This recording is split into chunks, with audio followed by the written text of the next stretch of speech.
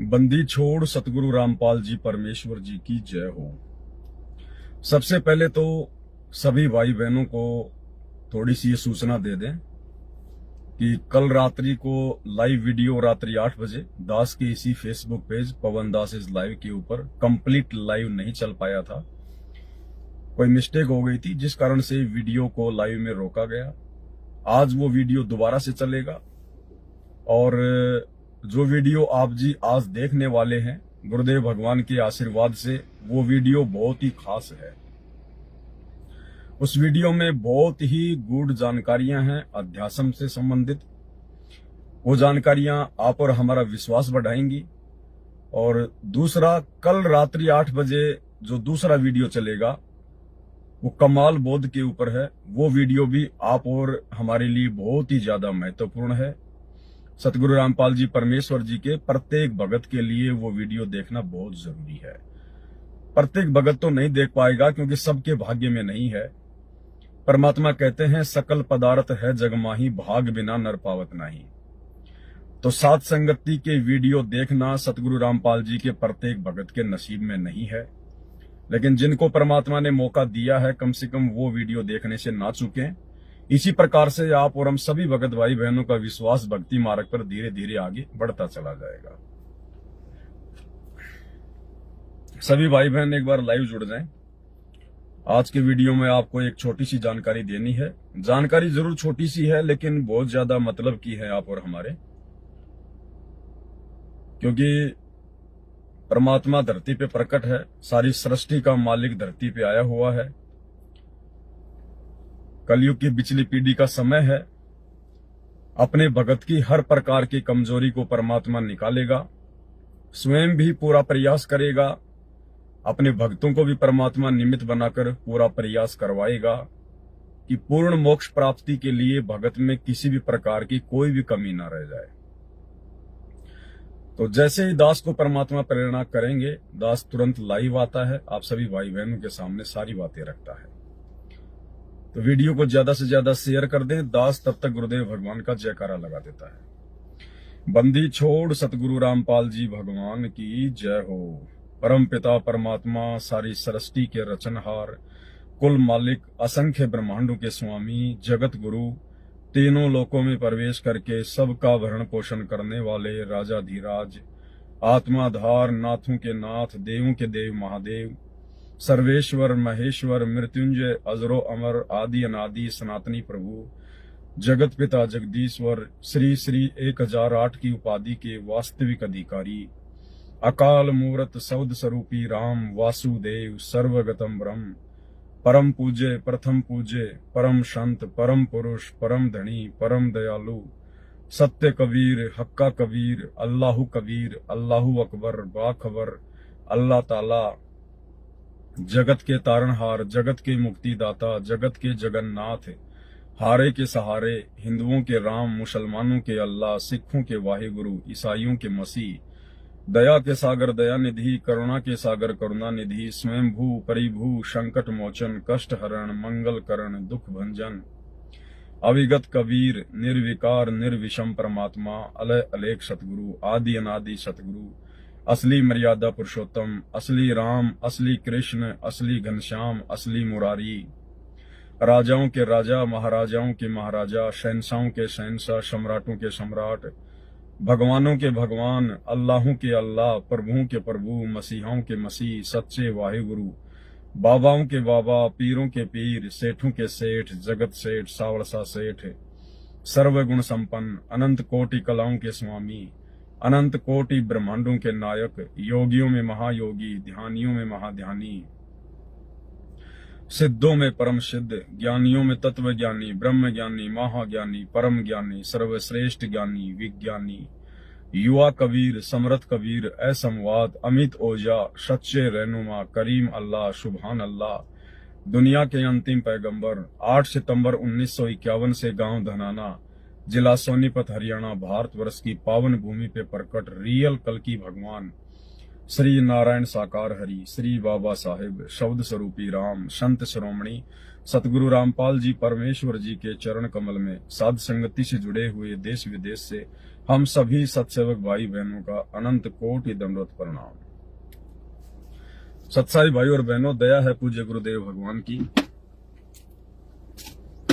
जिनकी विशेष आशीर्वाद से, जिनकी विशेष रजा से आप और हम सभी सत्सेवक भाई बहन पूर्ण ब्रह्म परमेश्वर सतगुरु रामपाल जी की शरण में हैं। कलयुग की बिचली पीढ़ी का समय है, मोक्ष का प्राइम टाइम है, और इस समय जहां अरबों खरबों की जनसंख्या में से लाखों आत्माएं रोजाना पूर्ण परमात्मा कल की भगवान के धरती पर प्रकट रहते सहते बिना उनकी जानकारी के, बिना उनकी भक्ति के अपना शरीर त्यागती जा रही हैं।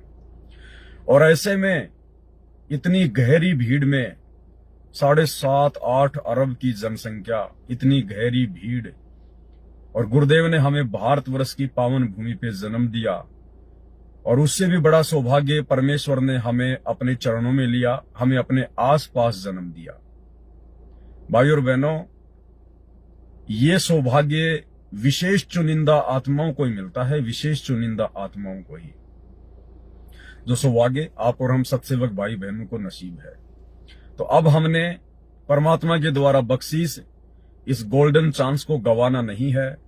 ऐसी गलतियां भाई और बहनों आप और हम ना जाने कितनी बार कर चुके हैं, कितनी बार। यही परमात्मा सतगुरु रामपाल जी भगवान, यही कबीर देव हर युग में आते हैं, बारंबार आते हैं, आप और हमें अपनी शरण में लेते हैं। यही ज्ञान, यही मंत्र, वही सतलोक की जानकारी, इसी काललोक के दुख, सब कुछ परमात्मा यही भक्ति का पाठ पढ़ाते हैं। लेकिन आप और हम अपनी नादानी के चलते, अपनी अज्ञानता के चलते, भक्ति से जुड़ने के बाद भी दास भाव अपने अंदर प्रकट ना करके राग द्वेष मान बढ़ाई ईर्ष्या छल कपट, ये सारी चीजें हम छोड़ नहीं पाते, स्वार्थ को छोड़ नहीं पाते, और गुरु रूप में आए हुए परमेश्वर को हम परमेश्वर नहीं मान पाते। सबसे बड़ी गलती हम ये करते हैं कि गुरु रूप में आए हुए परमात्मा को हम परमात्मा नहीं मान पाते। लेकिन इस कलयुग की बिचली पीढ़ी में परमात्मा ने आप और हमारे ऊपर हर प्रकार से दया कर दी है, हर प्रकार से हमें शिक्षित कर दिया। परमात्मा ने शास्त्रों से परिचित करवा दिया, प्रमाण दे दिए, सबूत दे दिए। मन पापी को संदेह करने के लिए, ना कहने के लिए कोई गुंजाइश नहीं रह जाती है। और सौ सुख दिए परमात्मा ने, जो सुख केवल धरती पर परमात्मा ही दे सकता है, अन्य किसी साधु संत महात्मा शंकराचार्य देव महादेव की बस की बात नहीं है। मुर्दों को जीवित करना, कोडी को काया देना, बांझ को पुत्र देना, निर्धन को माया देना, यानी जिसके प्रारब्ध में कोई चीज नहीं है, सतगुरु की शरण में आने के बाद उसको वो चीज बड़ी आसानी से मिल जाना, ये परमात्मा के होने के लक्षण होते हैं। ऐसा सतगुरु ही कर सकता है। भाग्य में लिखे हुए लेख को केवल परमात्मा ही मिटा सकता है, जो सतगुरु रूप में आते हैं। तो हर प्रकार से गुरुदेव ने मन पापी को शांत करने के लिए सारे प्रमाण दे दिए हैं। अब भी यदि हम भक्ति मार्ग पर दृढ़ होकर अपने गुरु को परमात्मा मानकर और संसार से दूर हटकर, संसार की बकवादों से दूर हटकर यदि हम एकाग्रचित होकर भक्ति नहीं करेंगे, अपने मोक्ष को टारगेट मान के यदि हम भक्ति मार्ग पर नहीं लगेंगे, तो भाई और बहनों, फिर ये आप और हमारी बहुत बड़ी कमजोरी हो जाएगी, बहुत बड़ी कमजोरी। तो छोटी छोटी बातें हैं, परमात्मा दास को प्रेरणा करते हैं, इसलिए दास आप भाई बहनों तक पहुंचाने का प्रयास करता है। उनको स्वीकार करना ना करना, मानना ना मानना, ये भाई आप आत्माओं के ऊपर निर्भर करता है फिर, क्योंकि परीक्षा सबकी है, परीक्षा आपकी भी है, परीक्षा मेरी भी है। तो बहन की ऑडियो मेरे पास में सुबह आई, और जैसा कि दास आप जियों को बार बार कहता है कि भगत जियो, हमने अपने गुरुदेव भगवान के अलावा चाहे कोई भी भगत भाई बहन संगत में क्यों ना हो, परमात्मा चाहे किसी को भी बार बार दर्शन क्यों ना देते हो, वो मालिक की अपनी मौज है, वो गुरु की अपनी मौज है। उसमें आप और हम ना नुकर करने वाले, उंगली करने वाले कोई नहीं होते। लेकिन आप और हमारा क्या फर्ज है, संगत का क्या फर्ज है, गुरुदेव ने हमें क्या भक्ति बताई है, क्या नियम मर्यादा बताई है, किस प्रकार से भक्ति मार्ग पर आगे बढ़ने के लिए कहा है। हमने केवल उन बातों को विशेष तौर पर ध्यान में रख के अपने भक्ति मार्ग पे चलना है। परमात्मा किसके घर आते हैं, किसके घर जाते हैं, कहाँ प्रकट होते हैं, कहाँ क्या करते हैं, ये उनकी मौज, उनकी अपनी मर्जी है। इन चीजों को देखकर हमने भक्ति मार्ग पर नहीं बढ़ना होता है। हाँ, इन चीजों को सुनकर हमारे अंदर दृढ़ता जरूर आती है, लेकिन चलना हमने आखिरकार अपने गुरुदेव के वचनों को आधार बनाकर ही होता है, गुरुदेव के ज्ञान को आधार बनाकर ही चलना होता है। तो सुबह सुबह जूली बहन की दास के पास में एक 6 मिनट की ऑडियो आई और बहन ने कुछ बातें उसमें कही कि मैं खाना वाना बना रही थी और विशेष संदेश नंबर 5 जो ऑडियो है हिसार जेल से आई हुई, दासी वो ऑडियो सुन रही थी परमात्मा की, और परमात्मा ने बहन को कुछ दिखाया और फिर उस जूली बहन को गुरुदेव भगवान ने कहा कि भाई तू नीमा वाली आत्मा है। 650 साल पहले बनारस के काशी में कबीर परमात्मा जब शिशु रूप में प्रकट हुए थे अपना लीला में जीवन जीने के लिए, तो उस समय नीरू और नीमा जो हिंदू परिवार से थे, लेकिन जबरन मुसलमानों ने उनको मुसलमान बना दिया था, घर पे पानी वगैरह छिड़क के अपने हिसाब से, लेकिन फिर भी उनकी आस्था हिंदू देवी देवताओं में ही थी। उनके नाम जो है चेंज कर दिए गए थे, नीमावती जो थी उसको नीमा कहने लगे, यानी मुसलमानों ने उसका नाम चेंज करके नीमावती रख दिया था, और जो गौरी शंकर था जो ब्राह्मण था उसका नाम नीरू रख दिया था, नूर अली उसको नीरू कहते थे। तो गुरुदेव भगवान ने जूली बहन को कहा कि तू 650 साल पहले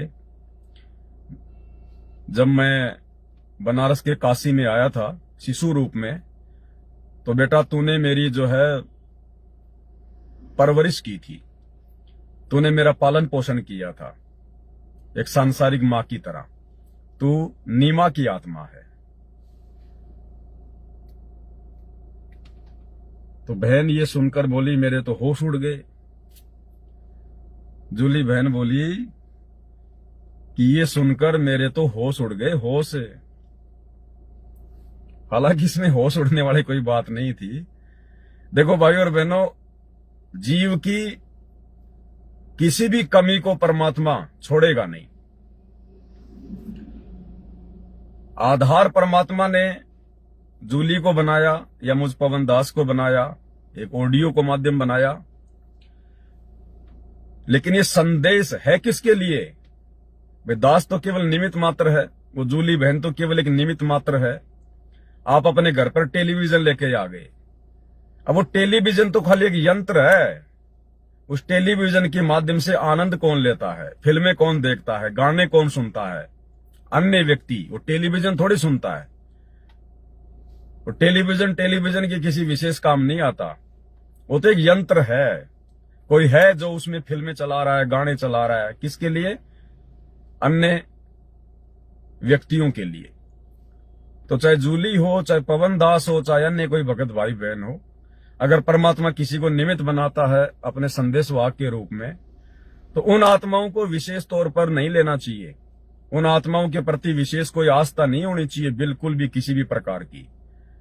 समझना यह चाहिए कि परमात्मा ने इन आत्माओं को निमित्त बनाकर, इनको अपना यंत्र बनाकर, और बाकी जो उनकी विशेष आत्माएं हैं उनके लिए परमात्मा संदेश भिजवा रहा है। तो बहन ने जब ये सुना कि मैं तो नीमा वाली आत्मा हूं, तो बहन बोली मेरे तो होश उड़ गए, मैं तो बिल्कुल हक्का बक्का सी रह गई। फिर बहन ने आगे पूछा कि गुरुजी पवन दास कौन सी आत्मा है? तो गुरुजी ने बताया, मेरे बारे में भी बताया कि पवन दास कौन है। वो आपको ऑडियो में आप जी सुन लेना फिर आगे। हाँ, बातें सही हैं, इसमें कोई दो राय नहीं है। बहन के बारे में परमात्मा ने जो बताया वो भी सत्य है, क्योंकि परम संत कभी झूठ नहीं बोलता, और परम संत के रूप में स्वयं परमात्मा ही धरती पे होता है, इसलिए परमात्मा का रूप कभी काल नहीं बना सकता। दोनों ही बातें सत्य हैं। जो दास के बारे में बताया वो भी परमात्मा सत्य कह रहे हैं, और जूली बहन को जो नीमा की आत्मा बताया वो भी बिल्कुल जो है परम सत्य है। लेकिन आप और हमारे लिए समझने की क्या बातें हैं, क्योंकि परमात्मा तो आधार बनाएगा किसी भी चीज को। अब आने वाले समय में भाई और बहनों, ये भक्ति आप और हमें जो मिली है, ये ऐसी जबरदस्त भक्ति है। आने वाले समय में जैसे जैसे हमारे ये कमल खुलते चले जाएंगे, हमारे सतनाम की कमाई पूरी होती चली जाएगी, हम आत्माओं को भी अंदर से परमात्मा महसूस करवा देगा। हम आत्माओं को भी अंदर से दर्शन होंगे, परमात्मा के भी दर्शन होंगे शब्द रूप में। गुरुदेव भगवान के वास्तविक सतलों की रूप के दर्शन होंगे, जो अपने आप को छुपा के आए हुए, अपने तेज पुंज के शरीर को जो हल्का किए हुए हैं, हमें वो वास्तविक दर्शन भी होंगे हमारे हृदय कमल में। अचानक से हमारी सुरती वहां जाएगी, हमारा ध्यान वहां जाएगा, जैसे जैसे हमारी भक्ति बढ़ेगी। ये सबके साथ होगा। भले आज किसी के साथ कुछ भी नहीं हो रहा, लेकिन आने वाले समय में जब भक्ति का लेवल एक स्तर पर पहुंच जाएगा, तो ये चमत्कार इस प्रकार के सबके साथ में होंगे। जैसे गुरुदेव सत्संग में कहते हैं ना कि बच्चों, तुम्हें कभी कभी अचानक से ऐसा महसूस होगा जैसे तुम्हारी आंखों के सामने कोई मकर तार की डोरी आ रही है। अचानक से तुम्हारे को परमात्मा के दर्शन होंगे, तुम्हारे को खुली आंखों से। गुरुदेव ने सत्संग में कह रखा है। तो परम संत का वचन है, झूठ नहीं हो सकता। तो जब आत्मा की जब ये चक्कर वगैरह जो है, ये कमल वगैरह जो है, जब ये खुल जाएंगे, तो परमात्मा हल्का हल्का भगत को इस प्रकार से चमत्कार भी दिखाना शुरू करेंगे, ताकि हमारा विश्वास और बढ़े उस भक्ति पर। लेकिन उससे पहले परमात्मा जो ये वीडियो बनवा रहे हैं दास के माध्यम से, ये वीडियो बनवाने आप भाई बहनों तक ये संदेश से पहुंचाने बहुत जरूरी है, ताकि उस समय फिर आप जी भ्रमित ना हो जाओ। उस समय आप किसी भी प्रकार से अपने अंदर कोई अहंकार पैदा ना कर लो, कोई घमंड पैदा ना हो जाए कि मैं तो फलानी आत्मा हूं, मैं तो भीम की आत्मा हूं, मैं तो युधिष्ठिर की आत्मा हूं, और मैं तो मंसूर की आत्मा हूं, मैं तो धर्मदास जी की आत्मा हूं। तो हमारे अंदर किसी प्रकार का कोई अहंकार, कोई घमंड पैदा ना हो जाए कि बेटा ठीक है, द्वापर युग में तू भीम की आत्मा था, लेकिन बेटा तेरे को यह भी तो पता होना चाहिए ना, वो भीम कितनी बार सुअर बन चुका है, कितनी बार वो भीम की आत्मा गधा बन चुकी है, गंदी नाली का कीड़ा बन चुका है। तो बेटा अपने वो जन्म भी याद रखना। एक वो भीम वाला जन्म देख के और फूल मत जाना। उससे पहले वो भीम 84 लाख योनियों में कितनी बार धक्के खा चुका है, बेटा वो जन्म भी ध्यान रख लेना। वो गधा भी तू ही है, वो सुअर भी तू ही है, और महाभारत के युद्ध में ऊपर जाके जो नरक भोगा था वो भीम भी तू ही है। तो भगत को जब ज्ञान होगा और इस प्रकार का जब परमात्मा उसको जब कभी कभार अपनी मौज से, अपनी मर्जी से जब परमात्मा उसको दर्शाव कराएंगे, तो भगत को फिर अहंकार नहीं आएगा कि भाई ये कौन सी बड़ी बात है। अगर मैं भीम की आत्मा हूं, या मैं कोई राजा हरिश्चंद्र की आत्मा हूं, या मैं कोई भी बहुत बड़े बड़े महापुरुष हुए हैं सतयुग से लेकर वर्तमान तक इस दुनिया में, लाखों करोड़ों की संख्या में, गोरख से ज्ञानी घने, सुखदेव जति जहान, और सीता सी बहु वारिया, संत दूर स्थान। तो हमारे अंदर अहंकार नहीं आना चाहिए बिल्कुल भी कि मैं फलानी आत्मा हूं, मैं फलानी आत्मा हूं। हर आत्मा ने 84 लाख भी भोगी हैं, तो गधे कुत्ते सुअर भी हम ही है। और दूसरी बात, गुरुदेव ने सत्संग में बताया कि एक बार मार्कंडे ऋषि बंगाल की खाड़ी में तपस्या कर रहा था, और उसके बाद वो कहीं पर कोई चींटियों का कोई बिल था, वो चींटियों के बिल के पास बैठकर बड़े ध्यान से देख रहा था चींटियों को। इतने में वहां पर देवताओं का राजा इंद्र आ जाता है। इंद्र ने कहा कि हे बंद निवाज, आप इन चींटियों को इतना ध्यान से क्या देख रहे हैं? तो मार्कंडे ऋषि ने कहा कि इंद्र, मैं इन चींटियों को देख रहा हूं कि ये चींटियां कितनी बार इंद्र की पदवी पर रह चुकी हैं, यानी ये चींटियां कितनी बार देवताओं का राजा बन चुकी हैं, इंद्र रह चुकी हैं। तो इंद्र को बड़ा आश्चर्य हुआ, क्योंकि उनको तत्व ज्ञान तो है ही नहीं, देवताओं को गोड़मोड़ हैं सारे के सारे। तो उसने कहा कि महाराज चींटी और इंद्र? हाँ बोला, चींटी और इंद्र। तो बोला क्या देखा आपने? तो मार्कंडे ऋषि ने कहा कि तेरे को जो लाखों चींटियां दिखाई दे रही है ना, इनमें से केवल एक चींटी ऐसी है जो केवल एक बार इंद्र की पदवी पे रही है, देवताओं का राजा बनी है केवल एक बार। और बाकी ये जितनी भी चींटियां हैं, ये तो लाखों करोड़ों बार इंद्र का पद प्राप्त कर चुकी हैं, स्वर्ग में देवता रह चुकी हैं, देवताओं का राजा रह चुकी हैं। तो इंद्र के तो होश उड़ गए। उसके बाद वो चला गया। तो भाई और बहनों, ये कोई बड़ी बात नहीं है कि मैं पवनदास कौन सी आत्मा हूं, आप जितने भी भाई बहन हैं आप कौन कौन सी आत्मा हैं। ये कोई भक्ति मार्ग में विशेष महत्व नहीं रखता। हम सबको पता है, जब से हम सतलोक से परमात्मा से बिछुड़ के आए हैं, और हर बार हम ही इसी प्रकार से जन्म ले रहे हैं। कभी किसी युग में काल हमें राजा बना देता है, कभी महाराजा बना देता है, कभी हमारे को ब्रह्मा विष्णु महेश बना देता है, कभी मार्कंडे, कभी विश्वामित्र, कभी राम, कभी श्री कृष्ण। ये आप और हम ही तो बनते आए हैं, और आगे चल के फिर वो गधे कुत्ते सुअर भी बनते रहते हैं। यो अरहट का कुआ लोई, या गढ़ बंध्या है सब कोई, कीड़ी कुंजर और अवतारा, अरहट डोर बंधे कई बारा। बताओ, फिर इसमें अहंकार की क्या बात है? अगर आज किसी को पता चल जाए इस बात से, या परमात्मा जैसे जूली बहन को बता रहे हैं ऐसे यदि किसी और को बता दें, तो इसमें ऐसे बिल्कुल होश खोने की क्या बात है भाई? होश खोने की क्या बात है? अब अगर कोई मुझे कह दे कि पवनदास तू तो कुंभकर्ण की आत्मा था, और मुझे दिखा दे कि देख तू ही था रावण का भाई कुंभकर्ण, अब मैं फूल जाऊं अपने आप में, ओ मैं तो इतना लंबा चौड़ा था, ओ मैं इतना बड़ा था, 6 महीने सोया करता था, उस समय मैं इतना शक्तिशाली था, मेरे नाक में 2 हाथी एक बार में आ जाते थे, नाक की एक सुराग में। गुरुदेव ने बताया कुंभकर्ण के नाक के एक सुराग में 2 हाथी एक बार में आ जाया करते थे। अब सोचो जिसके नाक में 2 हाथी आ जाएं, उसका शरीर कितना लंबा चौड़ा होगा। तो इसमें फूलने की कोई बात नहीं है। इसमें आप और हम सारे अच्छे जन्म भी भोग चुके हैं, बुरे जन्म भी भोग चुके हैं, अवतारों के जन्म भी भोग चुके हैं, और एक भिखारी के और गधे कुत्ते सुअर के भी जन्म भोग चुके हैं। तो आने वाले समय में यदि हमारे को हमारी भक्ति के, हमारे दान पुण्य के, 5 यज्ञ के प्रतिफल में, क्योंकि भक्ति की शक्ति है वो तो परमात्मा सामने लाके दिखाएगा, तो यदि हमें ऐसा मालूम भी होने लग जाए, हमें महसूस भी होना लग जाए, कोई सौपन आ जाए या गुरुदेव भगवान बता दें, तो हमारे को उसी दास भाव में रहना है कि अगर मैं राजा राम की आत्मा था, मैं श्री कृष्ण जी की आत्मा था, या मैं कुंभकर्ण की आत्मा था, या भीम की आत्मा था, नीरू नीमा की आत्मा था, तो फायदा क्या हुआ? वो जन्म मेरे क्या काम आए? उन जन्मों में मेरे को भगवान मिला नहीं, मिला तो मैंने भगवान को पहचाना नहीं है, खाया पिया गोबर किया और मर गया, मेरे क्या काम आए वो जन्म? मैं तो वर्तमान जिस जन्म में हूं, इस जन्म में यदि मैंने परमात्मा प्राप्त कर लिया, मर्यादा में रह के भक्ति करके गुरु को इष्ट मान के, तो मेरा ये जन्म सफल है, अन्यथा मेरा किसी जन्म का कोई महत्व नहीं है, चाहे मैं कुछ भी था। तो जब गुरुदेव भगवान ने बहन को कहा कि तू नीमा की आत्मा थी, तो बहन कह रही है मेरे तो होश उड़ गए।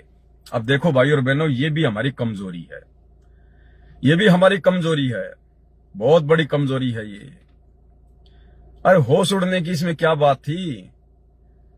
अब बताओ, कमजोरी है कि नहीं है? ये ज्ञान की कमजोरी है जूली बहन की, ये ज्ञान की कमजोरी है। और जूली बहन को निमित्त बना के परमात्मा बाकी सभी आत्माओं तक ये संदेशा पहुंचाने चाहते हैं कि इस प्रकार की बातें सुन के आपके मन में कोई विचार उठना ही नहीं चाहिए, कोई भाव आपके अंदर विशेष उठना ही नहीं चाहिए। जब गुरुदेव भगवान ने हमें कह दिया कि कोटि जन्म तू राजा कीन्या, मिटी न मन की आशा, और भिक्षुक होकर दर दर घूमिया, मिला न निर्गुण राशा। अरे करोड़ों जन्म हमने राजाओं के प्राप्त कर लिए, और यदि हम नीमा की आत्मा थी तो कौन सी बड़ी बात है? नीमा तो एक भिखारन थी बेचारी, सारा दिन काम करती थी, कपड़ा बुना करती थी, अपने जो है उसका जो पति था उसका सहयोग किया करती थी, तब जाके 2 टाइम की रोटी बड़ी मुश्किल से मिलती थी। तो जब ऐसे गरीब और दारिद्र आत्मा के जीवन को सुन के देख के कि मैं नीमा थी, और यदि हम होश खो रहे हैं, और गुरुजी और गुरुदेव यदि आपको बता दें कि बेटा तू राजा अमरीश की आत्मा था, तू नानक जी की आत्मा था, फिर क्या होगा रे? फिर क्या होगा? लगता हम तो आत्महत्या कर लेंगे खुशी खुशी में। तो ऐसा नहीं होता इस भक्ति मार्ग में, यह भी हमारी कमजोरी है। हम भाई बहनों ने विशेष तौर पर यह सावधानियां बरतनी है, और साथ संगति से गुरुदेव ने हम सबको जोड़ा है, तो कमियां परमात्मा हमारी निकालेगा, इसमें भी कोई दो राय नहीं है। यानी आज हम जो भी हैं बस वो हैं, हमारी औकात वो है जो आज हम हैं। बस आज हमारा समाज में कोई विशेष सम्मान नहीं, कोई इज्जत नहीं, कोई वैल्यू नहीं, हमारे पास विशेष कोई धन नहीं, विशेष हमारा कोई शरीर नहीं। आज हमारी क्या औकात है, बस इस चीज को ध्यान में रखो। अगर उन चीजों को देखने लग गए तो कभी भी हम सक्सेस नहीं हो पाएंगे भक्ति मार्ग पर। तो आपको बहन की मैं ऑडियो सुनाता हूं।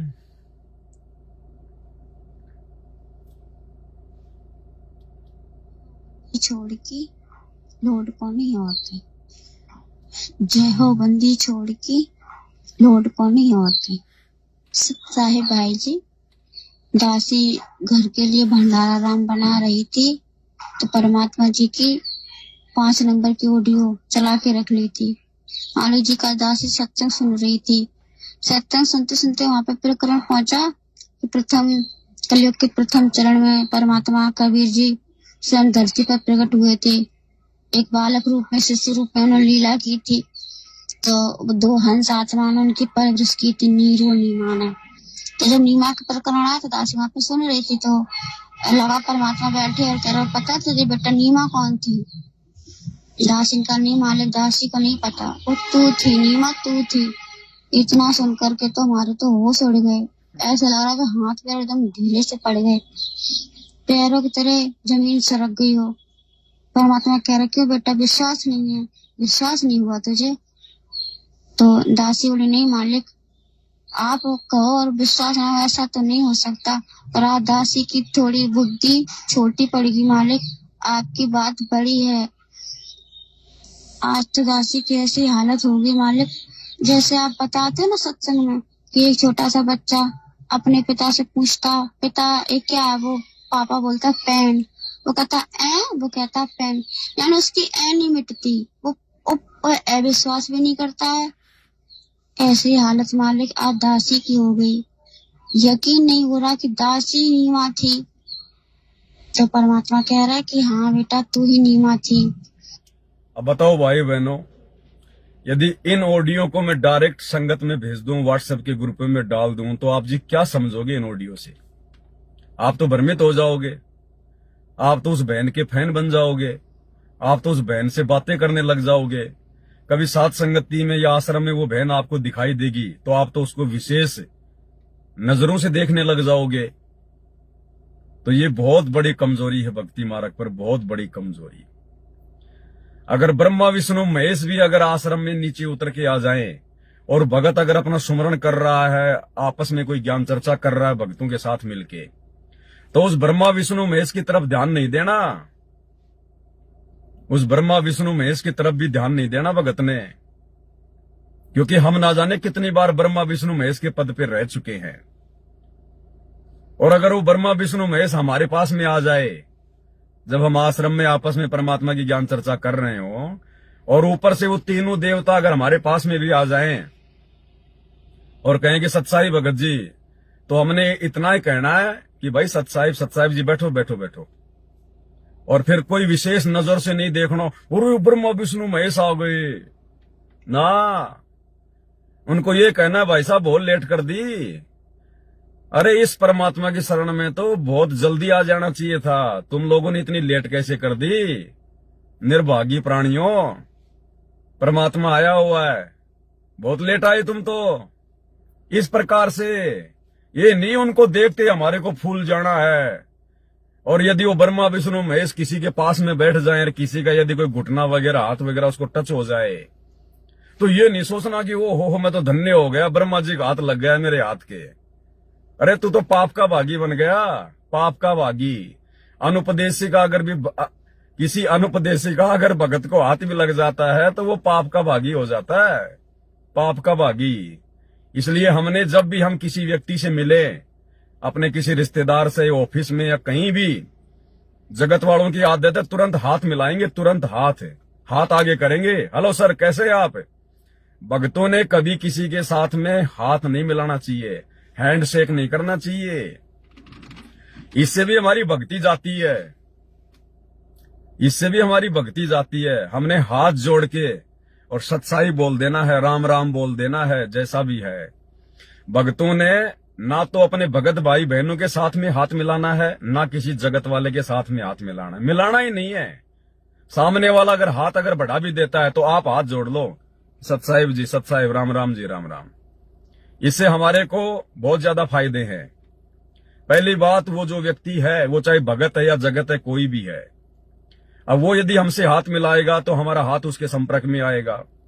अब ना जाने उसने बाथरूम करके हाथ धोए कि नहीं धोए हैं, क्या पता उसने गुटखा खा के हाथ धोए कि नहीं धोए हैं, क्या पता कहां कहां वो खुजली कर रहा था, कभी नाक में उंगली लेके जा रहा था, कभी कहीं लेके जा रहा था, हमें क्या पता उस बात का। और हम उससे हाथ मिला के फिर अपने नाक में उंगली ले जाएंगे, अपने मुंह को यूं साफ करेंगे हैं, या फिर अरे भैया रमणी का टाइम होगा चलो रमणी करते हैं, अपनी पुस्तक उठा लेंगे। तो हम अपवित्र हुए कि नहीं हुए, हम अशुद्ध हुए कि नहीं हुए। और हाथ मिलाने से फिर हमारी भक्ति जाती है। जितना भक्ति मार्ग में किसी के पैर छूने में नुकसान है, उतना ही किसी के साथ हैंडशेक करने में, हाथ मिलाने में भी हमारी भक्ति जाती है। तो ये भगत भाई बहनों ने विशेष तौर पर ध्यान रखना है। और दूसरी बात, जब भी हम भगत भाई बहन सुबह का नित्य नियम, दोपहर की रमणी या शाम की आरती करते हैं, तो गुरुदेव भगवान को सबसे पहले हम दंडवत प्रणाम करते हैं जमीन पर लेटकर। जैसे भी है, जैसे भी जिसकी व्यवस्था है, किसी ने कोई दरी बिछा रखी है या नीचे कोई फर्श है या कोई बेड वगैरह है, जैसी भी जगह के अनुसार। तो जैसे ही हम आरती करने से पहले गुरुदेव को दंडवत प्रणाम करते हैं, और दंडवत प्रणाम करने के बाद जब हम उठें तो डायरेक्ट हमने पुस्तक हाथ में नहीं पकड़नी है, हमने अपने हाथ धोने हैं पानी से। हमने दंडवत करने के बाद में पानी से अपने हाथ धोने हैं, कपड़े से पूछने हैं, उसके बाद हमने उस पवित्र पुस्तक भक्ति बोध को हाथ में लेके आरती करनी है। ऐसे नहीं करने डायरेक्ट हमने, क्योंकि जब हम नीचे जमीन पर हाथ रखकर दंडवत प्रणाम करते हैं तो उस जगह पर आपस में जो परिवार वाले हैं या अन्य व्यक्ति हैं वो भी आते जाते रहते हैं, वो अपने पैर वगैरह रखते रहते हैं। तो जब भी हम दंडवत प्रणाम करें उसके बाद में हाथ धोएं, हाथ धोने के बाद फिर उस पवित्र पुस्तक भक्ति बोध को, जो कि हमारे लिए जो है वो ग्रंथ साहिब है, ग्रंथ साहिब, फिर हम उसको हाथ में लेके अपनी आरती वगैरह हम करें। तो ये हमने विशेष तौर पर ध्यान रखना है। सावधानी और शुद्धता इस भक्ति मार्ग में बहुत जरूरी है। तो बहन कह रही है कि जैसे गुरुदेव ने मुझे कहा कि बेटा तू नीमा की आत्मा है, तो मैं हक्का बक्का रहेगी, मेरे तो होश उड़ गए। और कह रही है कि जैसे वो छोटा बच्चा होता है, माता पिता कहते हैं बच्चा पेन लाना, वो कहेगा ऐ पेन लाना, ऐ पेन लाना, ऐ। तो कह रही है मेरी अभी ऐ नहीं मिटी। अरे जब गुरुदेव भगवान ने कह दिया तो फिर इसमें ऐ करने की क्या जरूरत है भाई?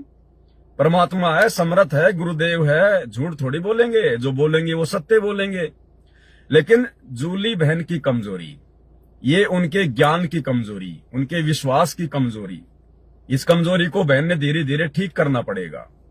और आप और हम सभी भगत भाई बहनों के लिए शिक्षा है, एक मैसेज, एक संदेश है कि गुरुदेव ने अगर दिन के 12 बजे जब सूरज हमारे सर के ऊपर है और गुरुदेव भगवान ने अगर कह दिया कि बेटा आज तो बहुत टाइम हो गया, रात के 12 बज गए, तो गलती से भी हमने ये नहीं कह देना कि नहीं नहीं गुरुजी अभी तो दिन के 12 बज रहे हैं।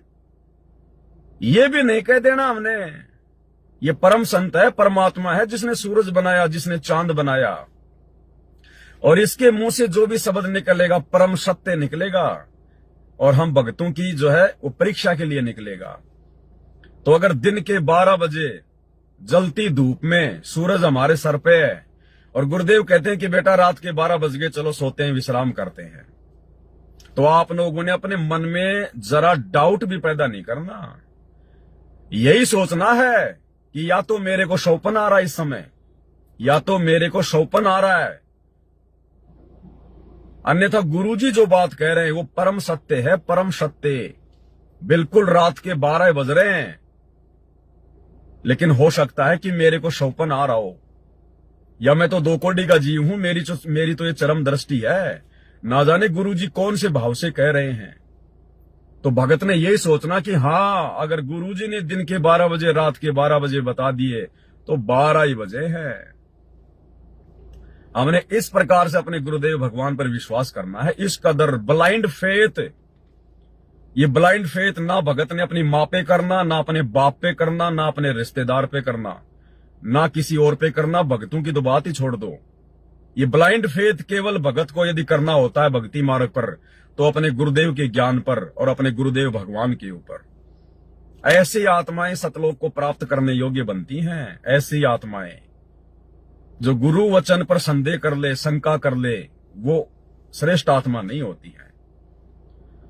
जैसे कि दास आपको बार बार बताता रहता है, एक बार 2 गुरु शिष्य कहीं जा रहे थे, रात्रि का समय था। रात्रि में एक सड़क के किनारे एक धर्मशाला थी, एक छोटा सा कमरा था, उसके अंदर रुक गए। अब रात्रि में गुरु खड़ा हुआ, हाथ में चक्कू लिया और अपने चेले की छाती पे बैठ के और चक्कू को अपने चेले की गर्दन पे रख दिया, जैसे कि काटने वाला हो। अब शरीर से कोई वस्तु अगर नींद में सोए हुए आदमी को टच करेगी तो आंखें तो खुलती हैं। तो उसने देखा, अब देखा तो भाई गुरुजी छाती पे बैठे हैं, चक्कू गर्दन के लगा रखा है। वापस ही आंख बंद करके सो गया, उसी प्रकार से खराटे भरने लग गया। गुरुजी ने हल्का सा थप्पड़ मारा, नालायक तेरे को डर नहीं लगा, अगर मैं तेरी गर्दन काट देता तो? बोला गुरुजी आप अगर गर्दन भी काटोगे तो मेरे भले में काटोगे।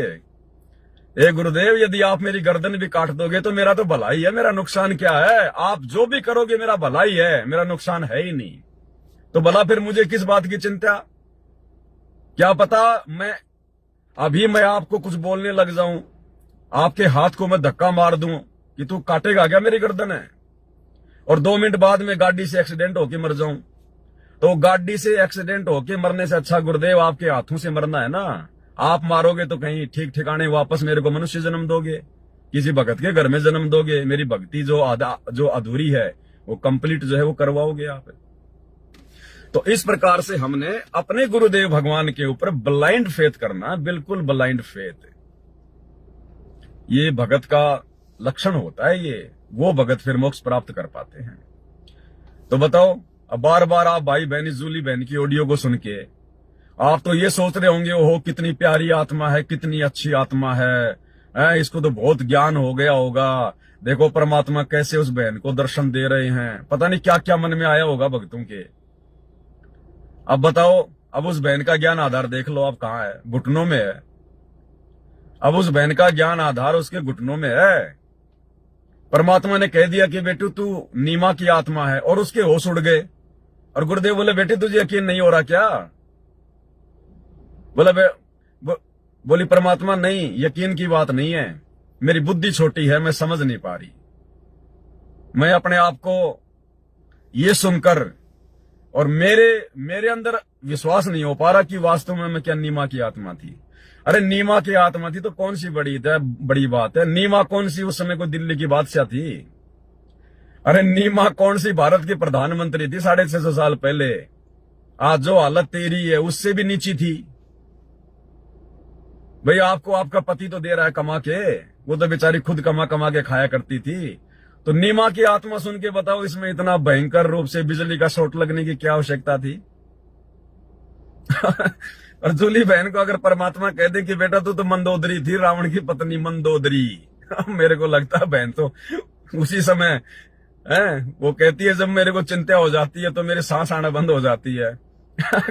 गुरुजी कहते बेटा तू तो मंदोदरी थी, तो मेरे को लगता है बहन तो बांदरी बन जाए, बांदरी मंदोदरी की आत्मा सुन के बांदरी बन जाए, उछल जाए, प्राण पखेरु उड़ जाए उसी समय बहन के। तो ऊपर की सांस ऊपर, नीचे की सांस नीचे। तो भाई और बहनों, ये कमजोरियां हैं, हमने कमजोरियों को निकालना पड़ेगा। परमात्मा है जो कह दिया सो कह दिया। ना जाने कितनी बार हम रावण बन चुके, कितनी बार हम लोग मंदोदरी बन चुके हैं। ये तो असंख्य जन्मों का चक्कर है, तो चलता हुआ आ रहा है। लेकिन उन जन्मों का हमारे वर्तमान जीवन में कोई महत्व नहीं है। वो जन्म हमारे वर्तमान जीवन में हमारी कोई हेल्प नहीं कर सकते, कोई मदद नहीं कर सकते। अगर आपको ज्ञान नहीं है तो वो बातें सुन के आपके अंदर मान बढ़ाई जरूर आ जाएगी, अहंकार जरूर आ जाएगा। ये काल आपको भक्ति से नीचे जरूर गिरा देगा। इसलिए परमात्मा ने कलयुग की पिछली पीढ़ी का ये मोक्ष का टाइम सुनिश्चित किया है कि उस समय मैं इन आत्माओं को आध्यात्मिक रंग में इतना रंग दूंगा, इनकी हर कमजोरी को मैं हर प्रकार से दूर करवा दूंगा। इसलिए तो भाई और बहनों, आज से पहले हम पार नहीं हो पाए, क्योंकि कोई भी हमारे को डगमग कर देता था, कोई भी हमारे को विचलित कर देता था, कोई थोड़ा सा हमारे को इज्जत दे देता, हम गुब्बारे की तरह फूल जाते थे, कोई बेइज्जत कर देता था, हम लोग मायूस होकर भक्ति छोड़ दिया करते थे। तो ये हमारी कमजोरियां हैं। तो ये जूली बहन की ये कमजोरी, इसलिए दास बार बार कहता है किसी भी भगत भाई बहन की ऑडियो वीडियो सुन के और भगतों ने उस भगत में विशेष आस्था की दृष्टि से ध्यान नहीं लगाना होता है। वो आज तुम्हें बहुत अच्छा लग रहा है, 4 दिन बाद में जाके ना जाने वो अपनी क्या जो है कमजोरी दिखा देगा। इसलिए हमने विश्वास और ब्लाइंड फेथ केवल अपने गुरुदेव के वचनों पर, सत्संगों पर। आगे क्या कहा? 600 साल जब हम पहले आए थे शिशु रूप में, तो तूने हमारी परवरिश की थी। तो हम कह रहे मालिक आपकी लीला आप ही जानो। तो हम कह रहे पता परमात्मा, अब हम ऑडियो संगत में डालेंगे ना, तो संगत वाले अब सुनेंगे तो इनके अंदर कितना दोष आएगा कि बहन अपने आप को क्या बता रही है। तो परमात्मा कह रहे ये भ्रम तो दूर करना है संगत वालों का। क्या कहा परमात्मा ने? कि संगत वालों का ये भ्रम ही तो दूर करना है कि आने वाले समय में यदि किसी को अपनी भक्ति के प्रतिफल में, या गुरुजी यदि किसी को सौपन में दर्शन दे दे, बता दे कि बेटा तू तो द्वापर में वो आत्मा थी, त्रेता में वो आत्मा थी, तो वो आत्माएं गुब्बारे की तरह फूल ना जाएं। उन आत्माओं को कोई विशेष कोई चिंतन मनन ना हो जाए, क्योंकि आने वाले समय में भक्ति के प्रतिफल में ये होगा, ऑटोमेटिक होगा ये। अरे परमात्मा कहते हैं यदि आप जी अपने खेत में गेहूं का बीज बोओगे तो पशुओं का चारा तो होगा ही होगा, ना चाहोगे तो भी होगा। तो जो भक्ति हम कर रहे हैं, दुनिया की सर्वश्रेष्ठ भक्ति, ब्रह्मांड की सर्वश्रेष्ठ भक्ति, इस भक्ति के प्रतिफल में आने वाले समय में हमारे साथ में ना जाने क्या क्या चमत्कार होंगे, सबके साथ में होंगे, सबके साथ में जो जो ये भक्ति करेंगे मर्यादा में रह के। तो उस समय हम ये कमजोरियां ना दिखाएं, चाहे हमें परमात्मा कुछ भी दिखा दे, वो हमारी परीक्षा होगी। क्योंकि परमात्मा भगत के साथ यदि कोई अनहोनी करता है, कोई इस प्रकार का शोपन दिखाता है, तो वो भगत की परीक्षा होती है। तो हमने उन बातों को देख के सोचकर हमने विशेष मन में कोई चिंतन मनन नहीं करना चाहिए कि कौन सी बड़ी बात है, ना जाने कितनी बार गधा कुत्ता सुअर भी तो बना हूं। अगर भीम बन चुका हूं, नीमा बन चुका हूं और कोई महान आत्मा बन चुका हूं, तो गधा कुत्ता भी तो ना जाने कितनी बार बन चुका हूं। फिर इसमें घमंड की क्या बात है। संगत में कुछ लोगों को पड़ा कि मैं नीमा हूँ, और एक लाइव वीडियो में आए थे तो उन्होंने बताया था मतलब जिनकी संतान नहीं, तो वो ये समझे माता बहन की हमारे मतलब हम नीमा है, क्योंकि परमात्मा ने एक ऑडियो में बोला है कि नीमा का जन्म हो चुका है। ये भ्रम दूर करना है और ये तेरी परीक्षा है कि तू मेरे बात पे विश्वास करेगी या नहीं, और ये संगत की भी परीक्षा है कि उनके दिल में तेरे लिए क्या दोष पैदा होंगे, क्या वो विचार लाएंगे, क्या सोचेंगे। अब भाई और बहनों, परमात्मा ने दर्शन दिया है और गुरुदेव भगवान ने जो बात कही वो परम सत्य है, उसमें झूठ की कोई हेरफेर नहीं है। अब नीमा की आत्मा तो ये है जूली दासी, इसमें कोई दिक्कत नहीं है। लेकिन है कौन सी आत्मा नीमा की? ये जो जूली दासी है, ये वर्तमान 650 साल पहले जब कबीर परमात्मा बनारस के काशी में आए थे, और जिस नीमा ने परमात्मा की अपने बच्चे की तरह परवरिश की थी, पालन पोषण किया था, ये जूली वो 650 साल पहले वाली नीमा की आत्मा नहीं है। नीमा की आत्मा तो है, लेकिन वर्तमान ये जो समय चल रहा है, जो ये कलयुग है, इस कलयुग में 650 साल पहले जो नीमा की आत्मा थी, ये वो वाली आत्मा नहीं है। ना जाने ऐसी कितनी कितनी आत्माएं आ चुकी हैं, जा चुकी हैं, क्योंकि परमात्मा ने 4 डीवीडी बना रखी हर युग की, सतयुग, त्रेता, द्वापर और ये कलयुग। हर युग में ऐसे ही एक राम आता है, एक श्री कृष्ण आता है, एक कंस आता है, एक रावण आता है, ऐसे नगर, ऐसे गांव होते हैं, ऐसे सब आप और हम सब आत्माएं होती हैं। यानी हमारे शरीर वही होते हैं, लेकिन आत्माएं हर युग में चेंज होती रहती हैं। जैसे परमात्मा कहते हैं ना, तेरे 30 करोड़ राम हो जा लिए जीत जीत के जंग ने। जब हनुमान जी लंका गए थे और सीता जी का वो कंगन लेकर आए थे, और जब एक बंदर ने उठाकर एक ऋषि के मटके में डाल दिया था, और हनुमान जी ने देखा कि उसमें तो ऐसे ऐसे बहुत सारे कंगन हैं, तो वहां जो ऋषि थे वो परमात्मा ही थे, मुनिंदर ऋषि के रूप में। तो परमात्मा ने कहा कि भाई हनुमान, तेरे 30 करोड़ रामचंद्र आ चुके हैं, इतनी बार हनुमान आ चुके हैं, और हर बार एक त्रेता युग में राम आता है, एक हनुमान आता है, इसी प्रकार से वो कंगन लेके आता है और ये बंदर इस मटके में डाल देता है, और 18 करोड़ राम आ चुके हैं। अब वो एक ही आत्मा थोड़ी आई है 18 करोड़ बार, वो चेंज होती रहती हैं, आत्माएं चेंज होती रहती हैं। जिस प्रकार भारत देश का एक पोस्ट है प्रधानमंत्री, अब बारंबार एक ही आदमी थोड़ा ना कोई प्रधानमंत्री बनता है। चलो ये तो एक सांसारिक जो है वो एग्जाम्पल है। यहां तो मान लीजिए कोई 10 साल भी रह जाए प्रधानमंत्री को, 3 बार भी बन जाए, लेकिन आध्यात्मिक जीवन में ऐसा नहीं होता है। अब प्रधानमंत्री है, नाम है प्रधानमंत्री, लेकिन कितने लोग, कितनी आत्माएं प्रधानमंत्री रह चुकी हैं। पहले कोई दूसरा प्रधानमंत्री था, पहले कोई अटल बिहारी था, फिर नरेंद्र मोदी, फिर मनमोहन सिंह, पता नहीं कितने प्रधानमंत्री जा लिए। तो ऐसे राम जो शब्द है वो एक पोस्ट है, और उस पोस्ट के ऊपर भिन्न भिन्न आत्माएं हर युग में आती रहती हैं, अपना लीला करके, अपना खेल खेल के जाती रहती हैं। तो ये जो जूली बहन है, ये किसी और जन्मों में, किन्हीं और युगों में ये नीमा की आत्मा की पोस्ट पे रह चुकी है। किसी जन्म में ये परमात्मा का पालन पोषण जो है ये कर चुकी है। ये वर्तमान 650 साल पहले जो नीमा की आत्मा थी वो वाली आत्मा नहीं है। और ऐसे तो ना जाने आप और भगत भाई बहन कितनी बार नीमा रह चुके हैं, कितनी बार हम लोग नानक रह चुके हैं, कितनी बार रामचंद्र रह चुके हैं, ब्रह्मा विष्णु महेश रह चुके हैं। तो इसमें कोई विशेष कोई जो है अपने अंदर कोई फूलने वाली बात या कोई टेंशन लेने वाली बात नहीं है इसके अंदर। अब ये क्यों नहीं है नीमा की आत्मा, वर्तमान वाली नीमा की आत्मा क्यों नहीं है? क्योंकि गुरुदेव भगवान ने हिसार जेल से जो ऑडियो भेजी है उसमें गुरुदेव ने कहा है कि वो जो नीरू नीमा की आत्मा है वो वर्तमान में शरण में आ चुके हैं। कलयुग की पिछली पीढ़ी में गुरुजी की शरण में आके भक्ति अपनी वो कर रहे हैं। और गुरुदेव ने कहा कि परमात्मा ने संतान उनको पहले भी नहीं दी, 650 साल पहले भी उनको संतान नहीं दी, क्योंकि उनका मोक्ष करना है। और संतान उनको परमात्मा वर्तमान में भी नहीं देगा। यानी वर्तमान में भी परमात्मा नीरू नीमा वाली आत्माओं को संतान नहीं देगा, क्योंकि उनका मोक्ष करना है।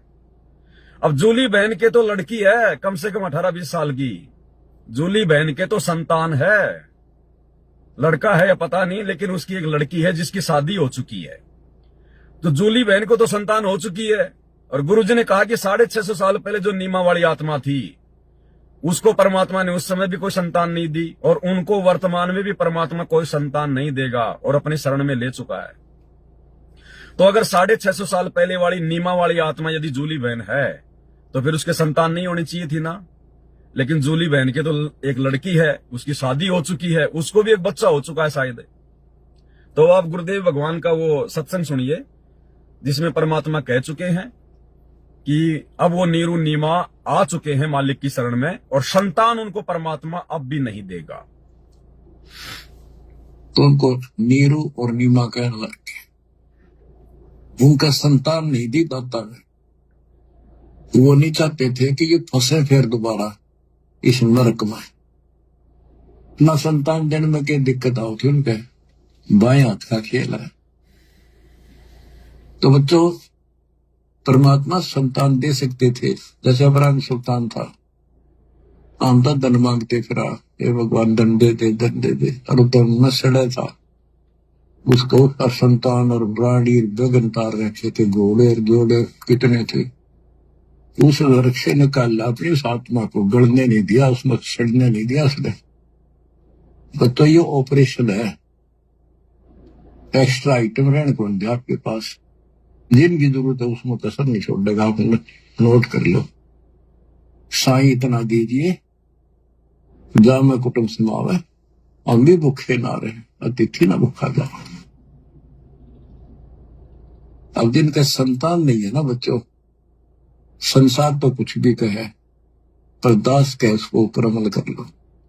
उन्होंने लगातार कई जीवन भगवान के संपर्क में आते रहे, पार बेशक ना हुए, पर मर्यादा घड़ी गजब की रखी। उन्होंने किसी का मारा नहीं, ना किसी का रखा, ना किसी को तंग किया, यानी लेन देन बढ़ाया को नहीं, अपना पल्ला बोझ कर जीवन जिए।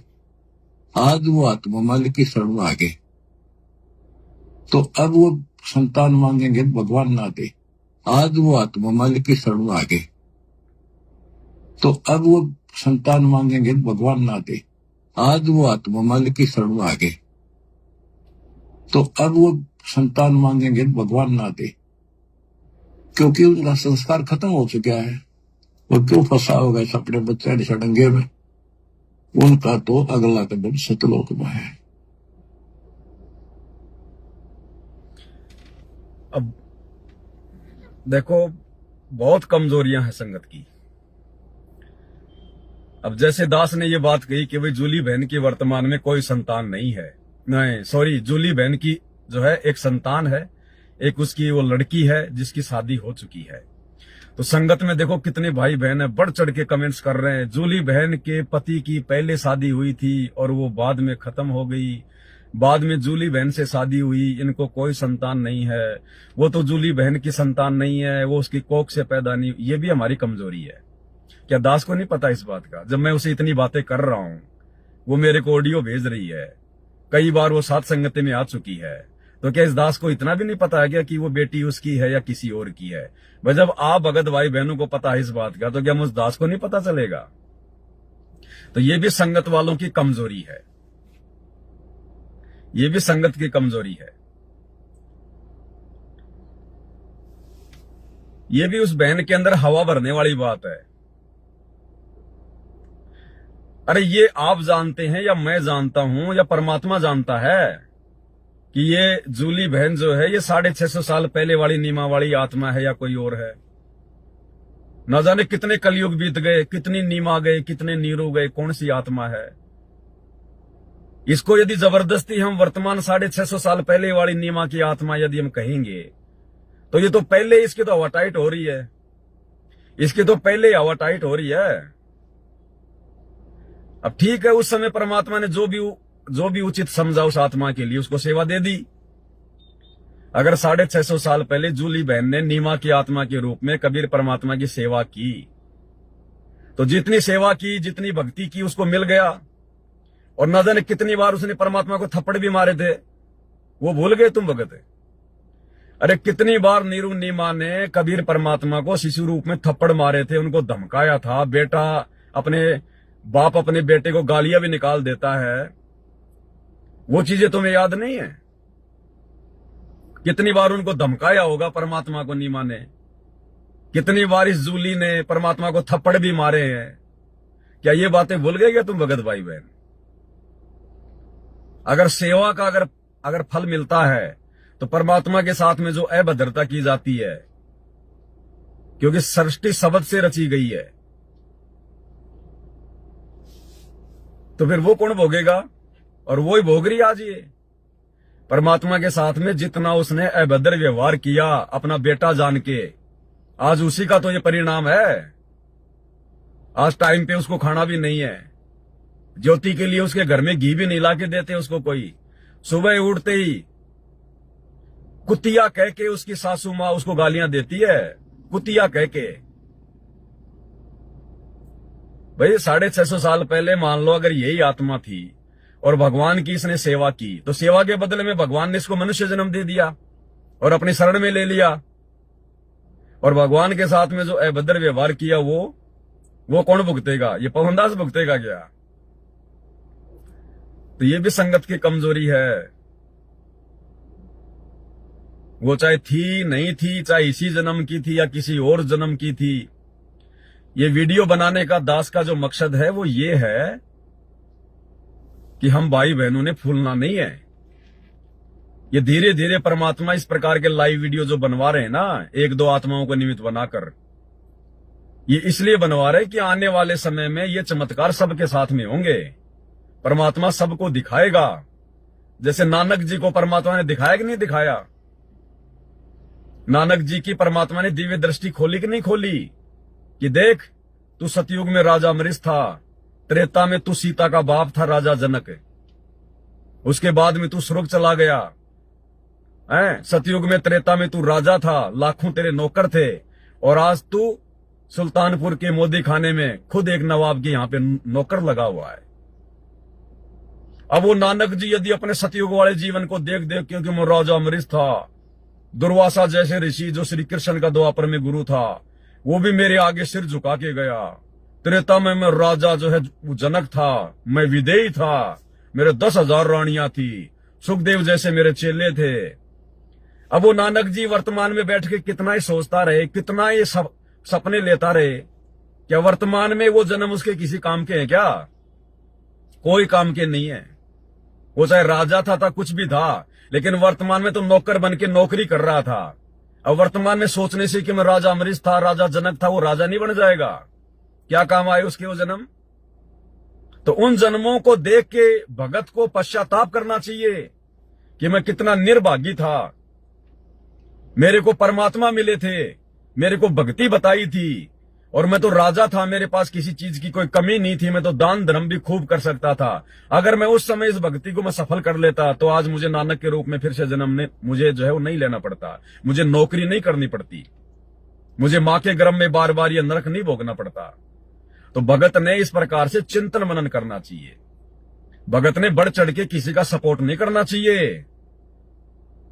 और अरे तू राजा अमरीश की आत्मा थी, अरे जूली बहन तू नीमा की आत्मा थी, अरे तूने तो बहुत परमात्मा को चूमा होगा, तूने बहुत परमात्मा की सेवा की होगी। थप्पड़ भी कितने मारे थे, धमकाया भी कितना था, गालियां भी कितने निकाली होंगी। वो तो संगत ने भी अपनी भूमिका सही प्रकार से निभानी है भक्तों के प्रति। तो ये ध्यान रखा करो इन चीजों का।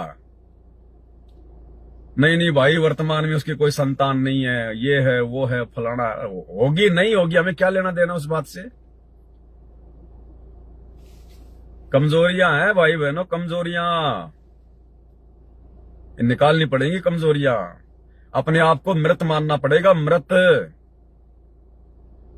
अरे इब्राहिम सुल्तान अधम ने इतना बड़ा राजा था, उसी जन्म में था, वो तो भूला नहीं था, उसको तो याद था ना कि मैं राजा था, मैं तो भक्ति के लिए अपना राजपाट छोड़ के आया हूं। क्या कभी उसने किसी के सामने जिक्र किया कि मैं बलक बुखारे का राजा था? दास बन के जिया, रास्ते का रोड़ा बन के जिया। कोई गाड़ी निकाल देता था तो कोई बात नहीं। और तुम्हें यदि कोई पिछला जन्म दिखाई दे रहा तो तुम गुब्बारे की तरह फूल रहे हो। कमजोरी, कमजोरी। इब्राहिम सुल्तान की वीडियो से फिर हमने क्या सीखा भाई? फिर क्यों हम कबीर सागर के सरलार्थ को सुन रहे हैं, क्यों वीडियो देख रहे हैं? अरे वो तो वर्तमान जन्म में राजा था, उसके तो वो ठाठ बाट थे जो राजा जनक के भी नहीं थे, राजा अमरीश के भी नहीं थे। देवताओं का राजा इंद्र भी शर्मा जाता था। क्या देवताओं का राजा इंद्र कभी राजा जनक को देख के शर्माया, राजा अमरीश को देख के शर्माया? तो राजा जनक और अमरीश से भी बड़ा राजा था इब्राहिम सुल्तान, इतने ठाठ बाट थे। और उसको तो पता था इस बात का कि मैं राजा था 10 साल पहले, और फिर भी उसने किसी को नहीं बताया। और मुंह काला करके और भिखारियों की तरह दाढ़ी वाड़ी बढ़ा के ना कभी नहाया ना कभी धोया, और ऐसे भिखारियों की तरह अपना जीवन बसर कर रहा था। और उसने जरा सा अहंकार किया था, जरा सा। जब वो बहन इब्राहिम सुल्तान के ऊपर वो कूड़ा डाल देती है, जब वो सारनाम लेने जा रहा था आश्रम में, और एक बहन ने ऊपर से वो कूड़ा डाल दिया, इब्राहिम सुल्तान के ऊपर डल गया मिट्टी। तो लाल आंख करके क्या बोला? जय मैं आज राजा होता तो तेरी गर्दन धड़ से अलग कर देता, तेरा वो हाल करता, दुनिया देखती। केवल इतना सा अहंकार किया था, जबकि वो राजा रहा भी नहीं। और उतने में उसको गुरुदेव ने रिजेक्ट कर दिया, अगली साल आना, अभी तू राजा है। तो सोचो यदि हम अपने पिछले जन्मों को देखकर अगर मन में फूलेंगे, तो फिर इब्राहिम सुल्तान की वीडियो देख के फिर हमने क्या सीखा भाई?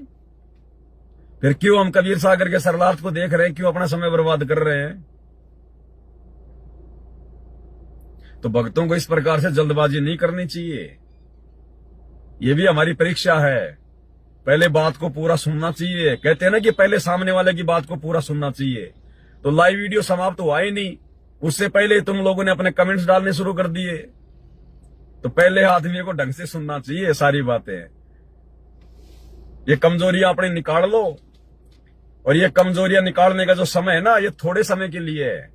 जब तक गुरुजी हिसार जेल से बाहर नहीं आ जाते हैं, तब तक आप जी सात संगति की वीडियो देख देख के परमात्मा की भक्ति ज्यादा से ज्यादा करके अपनी सारी कमजोरियों को निकाल लो।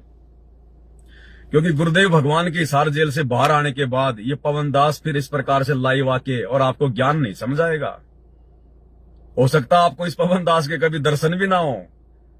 मैं तो कहीं अपना गांव में जाके कोने में बैठ के अपनी भक्ति करूंगा, गाजर मूली टमाटर उगा के खेत में, और दास तो अपनी भक्ति करेगा भाई। बाद में ये मौका नहीं मिलेगा। हाँ, कभी आ गए दास के पास में अपने गुरु भाई से मिलने, उस समय कोई ज्ञान चर्चा हो गई तो बात अलग है। बाकी आपको ये दास इस प्रकार संगत में दिखाई नहीं देगा, 2-2 3-3 घंटे लाइव आना, ये आना। अगर गुरुजी आज जेल में ना होते, आश्रम में होते, तो भी आपको ये पवन दास दिखाई नहीं देता। हिम्मत ही नहीं पड़ती एक भी लाइव आने की।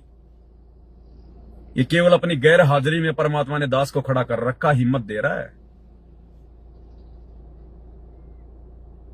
आगे देखिएगा, आगे सुनिएगा। दोबारा शुरू से पहले कर देता हूं, चलो थोड़ा। अच्छा, नीमा का तो आपने वो सुन ही लिया, आगे चलते। तो हम कह रहे हैं परमात्मा आपने जो कहा वो एकदम सत्य होगा, पर दासी की बुद्धि छोटी पड़ रही है। तो हम कह रहे परमात्मा आप ही पास करने वाले परीक्षाओं में, आप ही परीक्षा लेने वाले। जैसे आपने जैन धर्म का आपने सुनाया था कि जैन धर्म के जो प्रवक्ता थे जो, और मान लो अभी तक तो जूली बहन के बच्चा नहीं है, और मान लो अगर आने वाले 6 महीने में उसके कोई संतान हो गई, 1 साल में अगर उसके कोई बच्चा हो गया, फिर क्या कर लोगे तुम? अरे फिर क्या कर लोगे? फिर तुम्हारे कमेंट्स तो हो गए फेल। चलो आज तो उसके संतान नहीं है, और क्या पता उसकी हो जाए, कोई बड़ी बात है? परमात्मा की मौज मालिक दे दे उसको संतान। जरूरी है कि अगर परमात्मा नीरू नीमा को संतान नहीं देगा तो ही वो पार होंगे? समर्थ है वो तो 100 बच्चे पैदा करवा देगा और फिर भी उसको पार कर देगा, वो तो समर्थ है। तो जल्दबाजी नहीं करनी चाहिए भक्तों ने। जो भी थे दासी को बोलना नहीं आता, तो वो नाम नहीं आ रहा, 20 करोड़ बार गधा कुत्ता जो भी उन्हें जन्म मिले उन्होंने जो भुगता, फिर उसके बाद वो देवता बने, तो क्या फायदा से देवता और राजा से? इसी तरह दासी सोचती है, दासी के अंदर कोई ऐसा मान बड़ा या अहंकार नहीं आता कि मैं परीक्षा में पास होगी, मैं फेल होगी, क्योंकि पता नहीं मालिक आपकी लीला, आप ही जान, एक पल में आप पास कर दो, एक पल में पता नहीं क्या कारण बना के दासी को फेल कर दो। इसलिए दासी की कोई औकात नहीं मालिक, हम तो बस अपने आप को कुतिया समझते हैं। एक गटर की कीड़ी, जो गटर का कीड़ा होता है ना, दलदल में फंसा होता है, बस आपकी इतनी रहम इतनी करम है जो आपने उस दलदल से निकाल के दासी को अपनी शरण में लिया। बस दासी का यही सौभाग्य है, और दासी को कुछ नहीं चाहिए मालिक। तो परमात्मा ने कहा तुझे विश्वास नहीं हो रहा? तो हमने कहा नहीं मालिक, आप जो कह रहे सत्य पर दासी का समझ में नहीं आ रहा मालिक, मुझे माफ करना। बोले नहीं बेटा कोई बात नहीं, तूने अभी एकदम से सुना है ना, इसलिए तुझे विश्वास नहीं हो रहा, तो समय आने पे तुझे विश्वास हो जाएगा। तो फिर परमात्मा ने 600 साल पहले का दिखाया, जब शिशु रूप में आए थे तो मालिक जैसे गोद में खेल रहे थे। जब मैंने दासी ने उधर से देखा तो दासी एकदम से रोने लगी, बहुत रोई, बैठ करके बहुत रोई। दासी की आत्मा एकदम से बिल्कुल भी मन नहीं लगा जब से मैंने देखा सुना। परमात्मा कह तब तू है ना पहचान नहीं पाई थी परमात्मा को, पर अब तूने पहचान कर ली है। अब 650 साल पहले मान लो यही आत्मा थी नीमा वाली। आज ये बहन सुबह उठती है, मंगलाचरण भी पूरा नहीं कर पाती, उससे पहले इसकी सासू माँ इसको कुतिया गधी पता नहीं क्या क्या बोलती, इसको गालियां निकालने लग जाती है। इसको गालियां पहले सुननी पड़ती है, मंगलाचरण बाद में होता है। क्यों हो रहा भाई? 650 साल पहले ना जाने परमात्मा को क्या क्या गालियां दी होंगी अपना बेटा समझ के। अरे एक तो धानक समाज, अब वैसे देख लो आप, धानक समाज में तो सबके मुंह पे गालियां रहती है, और 650 साल पहले का समय पता नहीं क्या क्या गालियां दी होंगी परमात्मा ने इसको। इस जूली बहन को परमात्मा ने न जाने क्या क्या गालियां दी, जो गालियां आज इसको सुननी पड़ रही है, अगर ये वही आत्मा है तो। क्योंकि देखो भाई और बहन, मैं ये श्योर नहीं कह सकता, क्योंकि परमात्मा ने जूली को दिखाया, जूली को बताया है कि तू नीमा की आत्मा है। मैं उस बात पर विश्वास करने के लिए बाध्य नहीं हूं कि गुरुजी ने जूली बहन को दर्शन देके कह दिया कि तू नीमा की आत्मा है, तो मैं पवनदास भी मान लूं या आप संगत वाले भाई बहन भी मान लो कि हाँ वो नीमा की आत्मा। नहीं, परमात्मा ने उसको दिखाया ना, परमात्मा ने जूली को कहा ना, तो वो उन दोनों के बीच का मैटर है। जूली बहन को जो दर्शन दिए गुरुदेव ने, हम सब उस बात को मानने के लिए बाध्य नहीं है। यदि परमेश्वर हमें कुछ कहेंगे तो हम उस बात को स्वीकार करेंगे।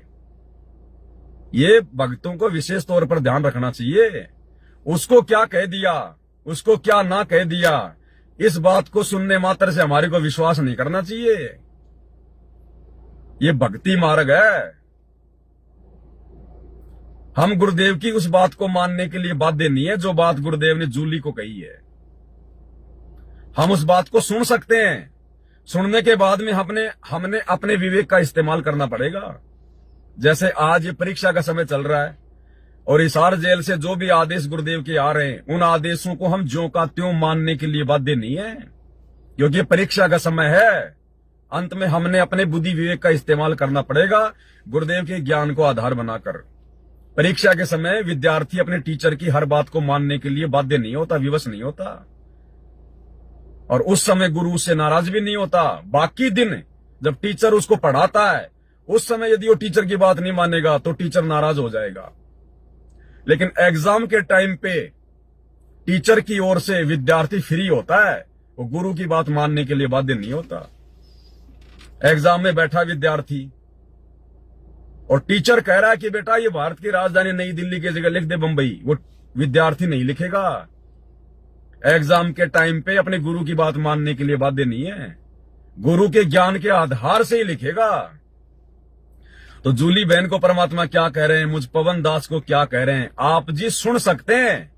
सुनने के बाद में जो गुरु जी का ज्ञान आपको स्वीकृति दे कि हाँ ये बात सही है, तो ही आपने स्वीकार करनी है ज्ञान आधार से, हर बात के ऊपर नहीं कि गुरु जी ने कह दिया वो मार्कंडे की आत्मा, वो भीम की आत्मा, वो नीमा की आत्मा।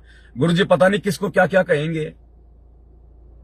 हमें गुरु जी क्या कह रहे हैं और ज्ञान आधार से क्या उचित है, वही बात भगत को स्वीकार करनी चाहिए। नहीं तो भक्ति मारा गया, धोखा खा जाओगे। फिर इसी हमारी कमजोरी का फायदा उठा के काल हमारे को फैल कर देगा त्रिकुटी पे।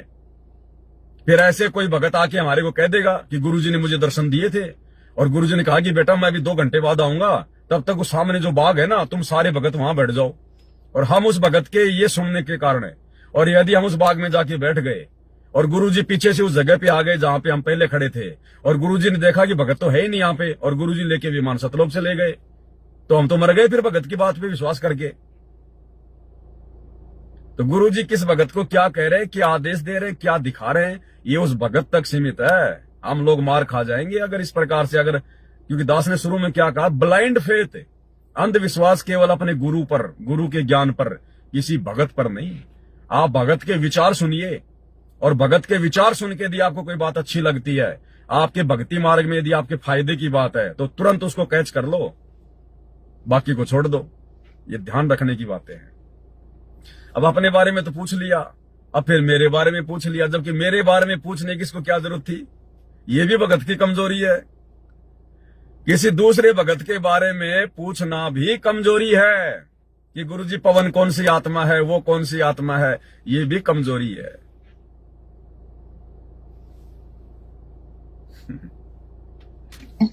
और एक गारंटी है कि तुझे इसी जन्म में हम तुझे सतलोक भेजेंगे। हम गुरुदेव ने क्या कहा कि बेटा मेरी गारंटी है, तुझे इसी जन्म में सतलोक भेजेंगे। ये गारंटी तो बहन जी 650 साल पहले भी दी थी परमात्मा ने। अरे ये परमात्मा जब जब धरती पे आता है हर समय गारंटी देता है। ये परमात्मा सतयुग में भी गारंटी देता था, जो पार होने का समय नहीं था। ये त्रेता में भी गारंटी देता था कि बच्चों भक्ति करो, सतलोक चलेंगे, सारे के सारे विमान में बैठ के चलेंगे। गया एक भी। इस परमात्मा ने 650 साल पहले 64 लाख को भी गारंटी दी थी, बच्चों भक्ति करो, मर्यादा में निभाओ, सारे सतलोक चलेंगे, विमान में बैठ के चलेंगे। गया कोई? ये परमात्मा आज भी गारंटी दे रहा है कि ये दास गारंटी देता है, मेरे सारे नियम फॉलो करो, भक्ति करो, सतलोक चलेंगे। लेकिन जाएगा कौन? जो इसकी मर्यादा निभाएगा, जो इसके वचन पे चलेगा, जो इसको परमात्मा मानेगा। कुछ नियम भी तो हैं, या खाली ऐसे गारंटी दे दी और ले जाएगा परमात्मा? फिर क्यों भटक रहे हैं? फिर सतयुग से भगवान गारंटी देता आ रहा, आप और हमें, फिर क्यों रह गए भाई? क्यों रह गए? तो गारंटी तो परमात्मा हर समय देता है। अब ठीक है बहन, जूली बहन को परमात्मा ने दे दी गारंटी कि बेटा गारंटी तेरे को इसी जन्म में सतलोक लेके जाऊंगा। और ये कल को अगर भक्ति छोड़ के बैठ गई घर पे, तो किसको ले जाएंगे गुरुजी? अगर कल को ये भक्ति छोड़ के बैठ गई, या कोई और देवी देवताओं की पूजा करने लग गई, या कोई मर्यादा तोड़ दी, गुरु के प्रति मन में दोष आ गया, क्योंकि है तो जीव ही, भगवान तो है नहीं। जैसे ही सावधानी हटी, दुर्घटना घटी, मर्यादा टूटेगी, काल सिर पे बैठ जाएगा, फिर किसको ले जाएंगे गुरुजी सतलोक में? तो गुरुजी गारंटी देता है। गुरुजी के द्वारा गारंटी देने का मतलब ये होता है कि यदि आप मेरे द्वारा बताई गई सारी मर्यादाएं निभाओगे, भक्ति पूर्ण करोगे, सभी मंत्रों का जाप करोगे, विधि विधान से सारे काम करोगे जो मैंने बताए, और अंत तक भक्ति मार्ग पर लगे रहोगे, मेरे अलावा किसी और में आस्था नहीं रखोगे, तो मैं आपको सतलोक ले जाऊंगा। गारंटी का मतलब ये होता है। अब एक 10 रुपए का नोट है, उस पे लिखा होता है, मैं धारक को 10 रुपए अदा करने का वचन देता हूं। यानी वो नोट कह रहा है कि मेरी औकात जो है वो 10 रुपए की है। 10 रुपए तक तू कोई भी सामान मेरे को देके तू दुकानदार से ले सकता है। बात सही है? अब कोई उस नोट का एक कूणा फाड़ दे, अब उस 10 रुपए के नोट का यदि कोई कूणा फाड़ दे, तो है क्या उसकी 10 रुपए की औकात? वो दुकानदार ले लेगा क्या 10 रुपए के नोट को? जबकि वो कूणा भी ले जाओ और नोट भी ले जाओ और दोनों टुकड़े पकड़ाओ कि भाई साहब लो ये 10 रुपए का नोट, वो दुकानदार फेंक देगा कि ले जाए तो फट गया। तो इसी प्रकार गुरुजी जो गारंटी दे रहे हैं, गुरुजी तो हमेशा गारंटी देते हैं, सबको गारंटी देते हैं, लेकिन गुरुजी की मर्यादाएं फाड़ दोगे, दो टूक कर दोगे तो गुरुजी फिर किसको ले जाएगा। तो इस प्रकार की बातें सुन के भी भक्तों ने भ्रमित नहीं होना चाहिए कि जूली बहन का तो पक्का नंबर है भाई, फिर जूली बहन से बातचीत करने लग जाएं, हे बहन गुरुजी ने और कुछ कहा क्या है, ये सोचकर कि गुरुजी ने इसको गारंटी दी है, हो सकता है मैं इसके संपर्क में रहूंगी तो गुरुजी मुझे भी सतलोक ले जाएं। जैसे वर्तमान में इस सतलोक आश्रमों से जुड़े हुए भाई बहन भक्ति तो करते नहीं, मर्यादा में रहते नहीं, और गुरुजी के बेटा बेटी की चापलूसी करते हैं, कोऑर्डिनेटरों की चापलूसी करते हैं, ये सोचते हैं कि बस इनके साथ गुरुजी हमारे को भी ले जाएंगे। तो ये कमजोरी है भगत की, ध्यान रखना इन बातों का। हम कह रहे परमात्मा आप जानो, आपकी लीला है, हम कुछ नहीं कह सकते मालिक। तो हम कह रहे परमात्मा पवन भैया कौन है? तो परमात्मा कह रहे पवन भैया है ना, वो यहाँ की आत्मा नहीं, वो सतलोक से आई हुई आत्मा, विशेष आत्मा है।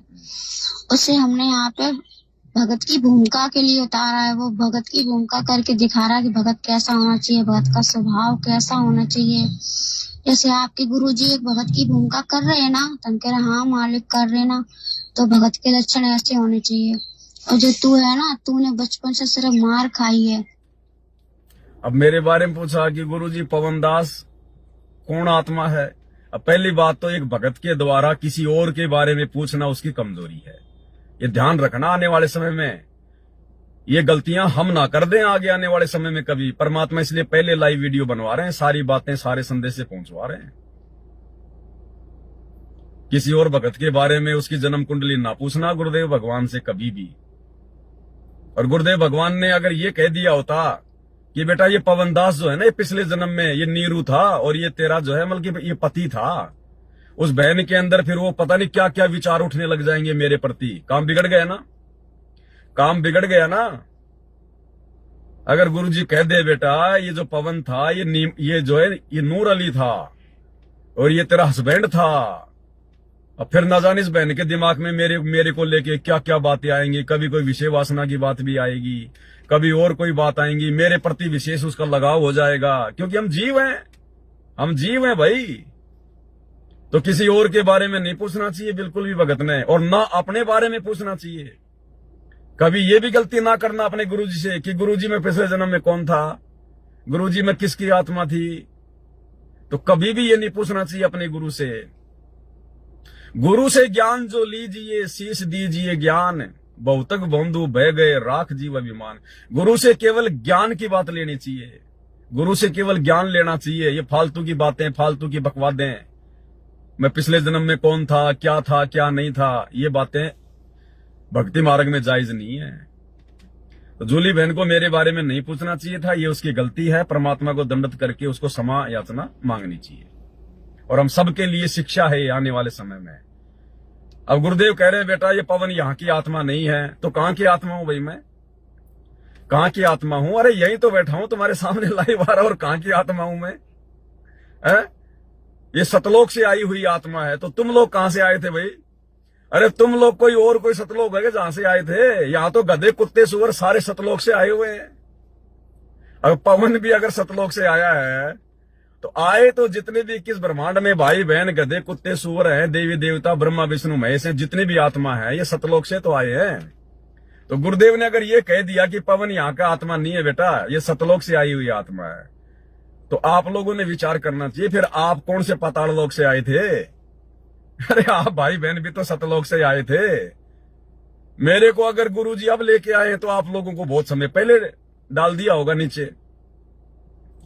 और भाई और बहनों दूसरी बात, दास कोई सतलोक वतलोक की आत्मा नहीं है, ये तो परमात्मा क्या है ना। अब मेरी भी तो परीक्षा लेगा भगवान, मेरी भी तो परीक्षा लेगा कि ये बात सुन के उस पवन दास के मन में क्या, उसके भी देखे तोते उड़ते हैं क्या, उसके भी होश उड़ते हैं क्या? पवन दास की भी, उसकी भी सांसें ऊपर की ऊपर नीचे की नीचे रहती है क्या? तो दास को इन बातों से कोई फर्क नहीं पड़ता। मेरे को तो संगत में ऐसे ऐसे मूर्ख हैं, मेरे को तो साहिब कहते हैं, मेरे को तो भगवान कहते हैं, पता नहीं क्या क्या बोलते हैं। एक हरियाणा की बहन थी, सात संगति से जुड़ी थी, फिर 2022 की परीक्षा में जब मैं जेल गया तो वो छोड़ छाड़ के भाग गई।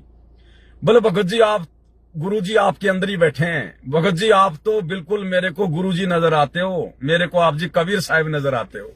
तो मेरे साथ तो बहुत ऐसे ऐसे मूर्खों का पाला पड़ता है। तो मैं तो बहन जी उन बातों को सुन के कभी डगमग नहीं हुआ जिन्होंने मेरे को भगवान ही बता दिया, संत रामपाल जी बता दिया मेरे को, तो बता फिर एक आत्मा सुन के मैं कहां से डामाडोल हो जाऊंगा। हम सभी भाई बहन सतलोक से आए हुए हैं, और जो आत्मा सतलोक से आती है ना भाई और बहनों, डायरेक्ट जो आत्मा सतलोक से आती है, उस आत्मा के फिर ये लक्षण नहीं होते जो मेरे साथ हो रहे हैं। वो परमात्मा उस आत्मा को फिर यहां पर जो गंदा नहीं होने देते। हाँ, सतलोक से विशेष आत्मा आई थी काशी के भंडारे में, जिनके पैर भी जमीन पे नहीं टिकने दिए परमात्मा ने। और 9 लाख बैल और 9 लाख सेवादार जो सतलोक से आए थे ना, वो थी आत्मा, सतलोक से आई हुई आत्मा भगत। परमात्मा ने इस गंदे लोक में जमीन पे उनके पैर भी नहीं टिकने दिए, 1 फुट ऊपर थे उनके पैर, क्योंकि इस गंदे लोक में तो जमीन पर पैर रखते ही पाप शुरू हो जाते हैं। अब ये दास तो भाई कितने अरबों खरबों अपने पैर रख चुका है इस धरती पे, ठुकाई पिटाई मेरी हो चुकी, सारे काम मेरे साथ हो चुके। अब सतलोक वाली आत्मा का ऐसा क्या संस्कार है भाई, जो ये मैनेजमेंट वाले आके उसको ठोकेंगे, उसको पीटेंगे, उसको मारने का प्रयास करेंगे। तो दास कोई सतलोक वतलोक की आत्मा नहीं है, परमात्मा भगतों की परीक्षा लेता है। क्योंकि मैं भी भगत हूं, मेरी भी परमात्मा परीक्षा लेगा कि बेटा तू जैसे गुब्बारे की तरह फूलता कि नहीं फूलता है। ये बात सुन के पवन के मन में कोई अहंकार आता है कि नहीं आता है, तो ये मेरी भी परीक्षा है। हम सब सतलोक की आत्मा है, कोई पाताल लोक से नहीं आए थे, सब सतलोक से। हाँ, इतना जरूर है, परमात्मा ने संकेत किया है, हिसार जेल से जो 9 पेज का लेटर आया है, उसमें परमात्मा ने ये बात जरूर कही है कि मैं पवन दास और जो गुरु जी का छोटा भाई है जो कलयुगी महेंद्र दास है, ये दोनों आत्माएं परमात्मा के किसी जन्म में जो है परम भगत रहे हैं। मैं और महेंद्र दास दोनों परमात्मा के विशेष भगत हैं, और मैं और महेंद्र दास दोनों 650 साल पहले नहीं थे। हम लोग उन 64 लाख वाली जो है उन आत्माओं में से नहीं है। परमात्मा ने उसको भी मौका दिया, क्योंकि किसी जन्म में महेंद्र दास भी परमात्मा के जो है परम भगत की भूमिका में रह चुका है, और मुझ पवन दास को भी परमात्मा ने वर्तमान में अपनी सेवा का एक मौका दिया, क्योंकि मैं भी किसी जन्म में परमात्मा की विशेष आत्मा रह चुका हूं, उनका परम भगत रह चुका हूं। लेकिन वो महेंद्र दास अपना मौका चूक गया, वो काल के हत्थे चढ़ गया, और पवन दास पे परमात्मा ने दया कर दी, थोड़ा ज्ञान को आधार बना लिया। तो हिसार पेज से आए हुए 9 पेज के लेटर में गुरुदेव ने स्पष्ट कर रखा है कि ये जो दोनों के दोनों हैं, भगत ए और भगत बी, ये दोनों के दोनों जो है ये परम भगत है परमात्मा के, और ये 650 साल पहले नहीं थे। उसमें स्पष्ट कहा गुरुदेव ने, वहां की लीला का जिक्र करते हुए, कि जिस प्रकार 64 लाख भक्तों ने परमात्मा में दोष देख लिया था ना, तो गुरुदेव ने कहा कि यदि ये दोनों भी वहां होते तो इनके मन में क्या आता। ये दोनों भी यदि वहां होते, इसका मतलब मैं और महेंद्र दोनों 650 साल पहले 64 लाख में नहीं थे। तो ये तो ठीक है, मालिक का ये तो आप लोगों को भी दिखाई दे रहा होगा कि भाई इस लाखों की करोड़ों की संगत में, और जो बातें आप भाई बहनों के साथ में शेयर करने के लिए लाइव आता हूं, या हजारों की संख्या में ज्ञान आधारित वीडियो बन चुके हैं, या परमात्मा ने जो विशेष बहुत बड़ी सेवाएं दास को दे रखी अपनी पुस्तकों के ऊपर वीडियो बनाने की, ये हर किसी आत्मा के वश की बात नहीं है। ये परमात्मा जिस विशेष भगत पे रहम करते हैं, दया करते हैं, वही आत्माएं इस प्रकार से ये कार्य अपना जो है वो कर सकती हैं, क्योंकि उस आत्मा को परमात्मा योगों योगों से उसी प्रकार से जो है ट्रेनिंग दे के लेके आता है, इस कलयुग की पिछली पीढ़ी में विशेष सेवाओं के लिए निमित्त बनाने के लिए। तो ये तो श्योर है कि दास 650 साल पहले नहीं था, दास के बारंबार जो है मनुष्य जन्म नहीं हो रहे हैं, दास को केवल परमात्मा ने वर्तमान में ही जो है मनुष्य जन्म दिया है। और बाकी मैं वर्तमान में सीधा सतलोक से आया हूं। अब गुरुजी कह रहे हैं तो गुरुजी भी मालिक है, भगवान है, झूठ तो वो भी नहीं कहेंगे। क्या पता किसी और कलयुग के में, जब किसी और इस कलयुग में जब पिछली पीढ़ी का समय था, क्या पता उस समय परमात्मा मेरे को ऊपर से लाए हो स्पेशल, और वो आत्मा सतलोक जा चुकी हो, क्योंकि आत्माएं चेंज होती रहती है ना। तो वो तो परमात्मा की मौज है, परमात्मा क्या कहें क्या ना कहें, लेकिन भगत को इन सब बातों को सुन के फूलना नहीं चाहिए। अब मैं अपने नंबर बना लूं इस बात को लेके कि देख लो भक्तों, मैं सतलोक से आया हूं, सतलोक से। अब ये बातें सुन के फिर आप मेरे ऊपर लट्टू की तरह फूल जाओगे। अब बताओ मैं तुम्हें दे क्या दूंगा? मेरे पास में है क्या? अगर सतलोक से आया हूं तो कुछ स्पेशल तो लेके आया नहीं जो मैं तुम्हारे को बांट दूंगा। मैं भी अपनी भक्ति कर रहा हूं, मैं भी तुम्हारी तरह भगत बन के अपना सारा काम कर रहा हूं। तो मैं सतलोक से आया हुआ हूं या कहीं और से परमात्मा ने भेजा है, इन बातों का इस भक्ति मार्ग में कोई लेना देना नहीं है। अरे जब हमारा भगवान, चलो ये पवन दास सतलोक से आया नहीं है तो छोड़ो, हमारा भगवान तो सतलोक से आया है, हमारे गुरुजी तो सतलोक से आए हैं। लोग उनको सीरियस नहीं ले रहे, लोग उनको सीरियस नहीं ले रहे, उनको नहीं मान रहे कि गुरुजी डायरेक्ट सतलोक से आए हैं। जबकि रोज पढ़ते हैं सुबह सुबह, रोज पढ़ते हैं सुबह सुबह, गरीब पर पट्टन व परलोक है जहां पे अदली सतगुरु सार और भक्ति हेत से उतरे पाए हम दीदार। और फिर भी कोई माई का लाल मानने को तैयार नहीं कि गुरुजी ही वर्तमान में सचखंड से आए हैं। तो ये भाई और बहनों, ये बाद की बातें हैं। कोई सतलोक से आता है, कोई मिनी लोक से आता है, कोई कहीं से आता है, किसी को परमात्मा ने स्वर्ग में बैठा रखा है।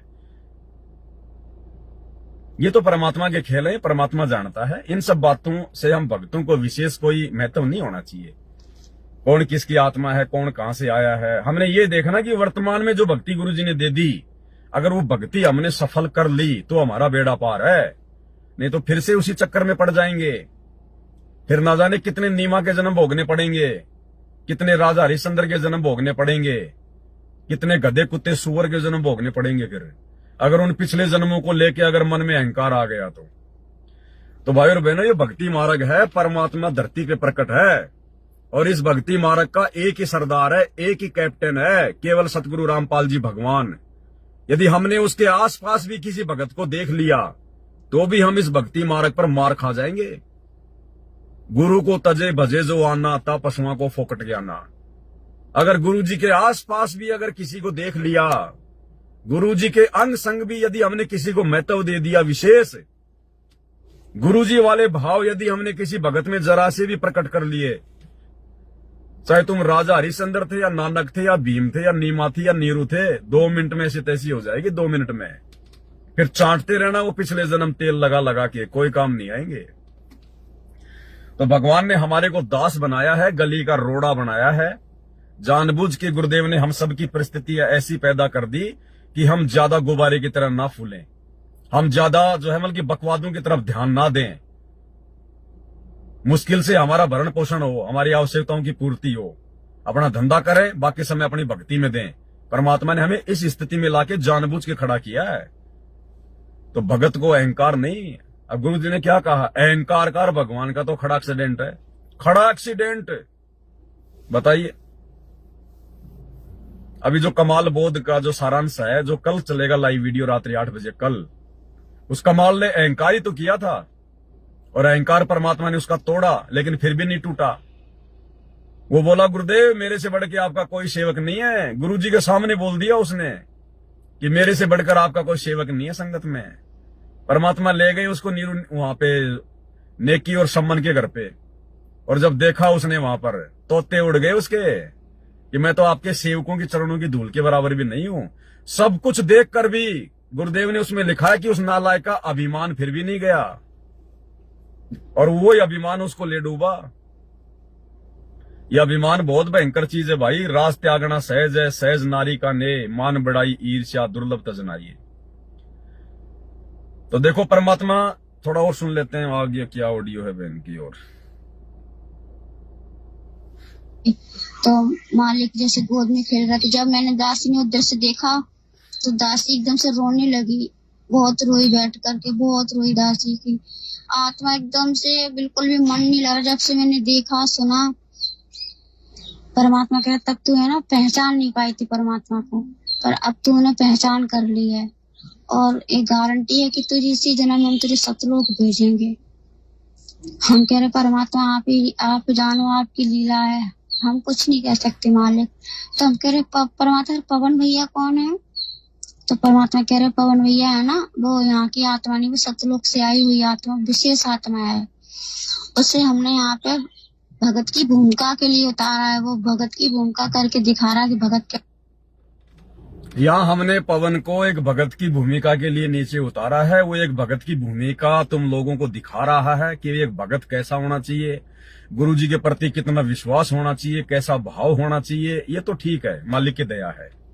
गुरुजी के दया के बिना दास इतना संघर्ष पिछले 10 वर्षों में इस भक्ति मार्ग पर नहीं कर सकता। कोई नहीं कर सकता। दास की क्या, कोई भी किसी की औकात नहीं है कि जिस गुरु के लिए हमने अपना सब कुछ छोड़ दिया, घर, अपना परिवार, अपने रिश्तेदार, अपनी नौकरी, पैसा, ऐशो आराम सब त्याग दिए, और वो भगवान आपके ऊपर, वो गुरु आपके ऊपर 420 का मुकदमा कर रहा है, आपको गुरुद्रोही कर रहा है, और फिर भी आप उसी के जो हमल के चरणों को कुत्ते की तरह चाट रहे हैं सुबह शाम दिन रात है।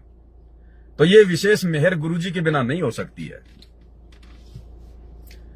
लेकिन संकेत क्या है ये भी ध्यान दो।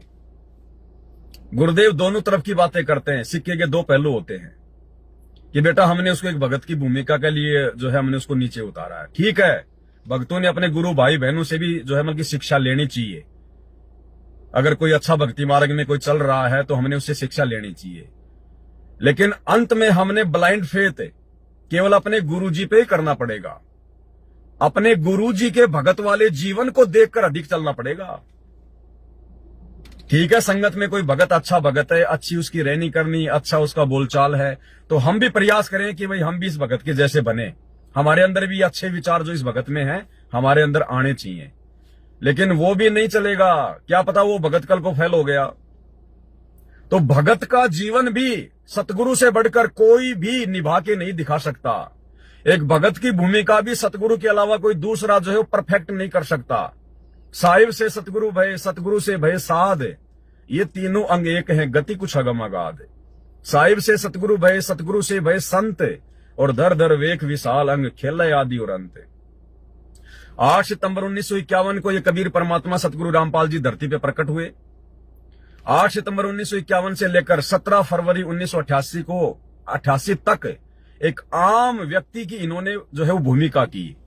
एक आम साधारण व्यक्ति की तरह इन्होंने अपना जीवन जिया। 17 फरवरी 1988 को इन्होंने 12वें पंथ में एंट्री की। स्वामी रामदेवानंद जी को अपना मुंह बोला गुरु बनाया, और 6 साल तक ये उनके जो है मतलब शिष्य की भूमिका में रहे।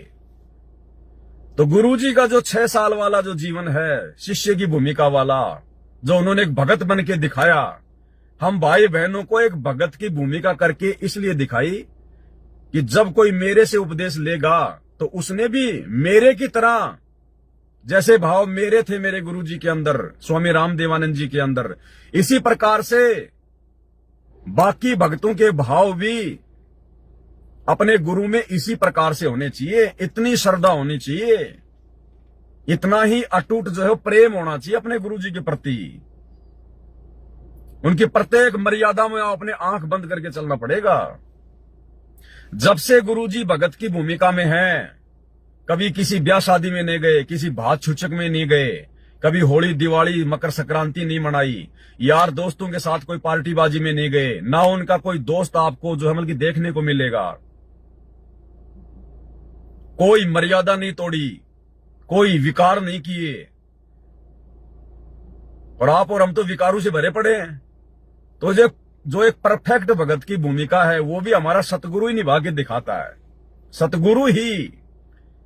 बाकी भक्तों को तो छोटे मोटे संदेशों के लिए निमित्त बनाता है परमात्मा। इस पवन दास के भगत वाले जीवन को देख के नहीं चलना।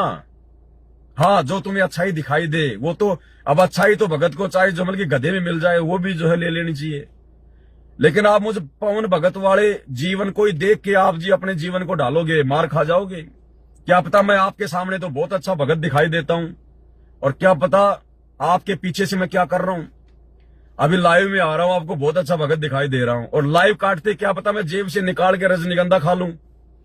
तो आप मेरे से क्या शिक्षा लोगे, क्या सीखने को मिलेगा, क्या जानते हो आप मेरे के बारे में। लेकिन आप अपने गुरुजी के बारे में सब कुछ जानते हो। आपको पता है कि वो परमात्मा है, वो शुद्ध सोना है, वो 24 कैरेट शुद्ध सोना है। वो कभी सौपन में भी विषय विकारों के आसपास नहीं है, वो बुराइयों के आसपास नहीं है।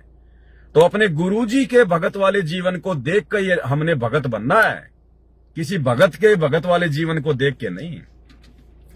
अब गुरुजी ने एक तरफ तो ये कह दिया कि बेटा मैंने उसको संगत में, इसलिए मैंने उसको सतलोक से नीचे उतारा है ताकि लोग उसको देखें कि भाई एक भगत का अपने गुरुजी के प्रति क्या भाव, क्या विश्वास होना चाहिए, तो वो तो ठीक है, मालिक की दया है। हजारों साल तक जब तक ये गुरुजी का भक्ति मार्ग चलेगा तो ये एग्जाम्पल बन रहे हैं वर्तमान में।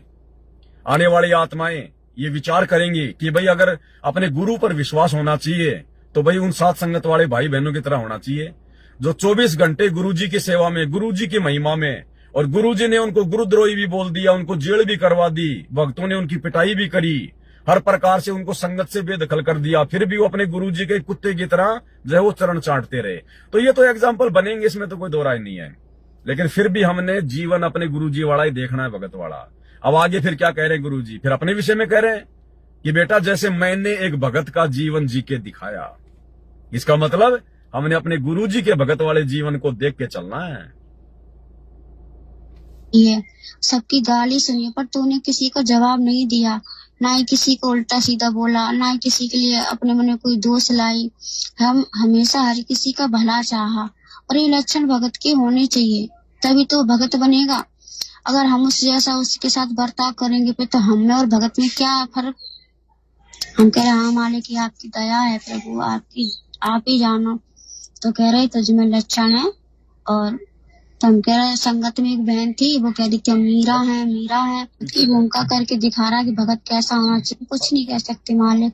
तो हम कह रहे परमात्मा पवन भैया कौन है? तो परमात्मा कह रहे पवन भैया है ना, वो यहाँ की आत्मा नहीं, वो सतलोक से आई हुई आत्मा, विशेष आत्मा है।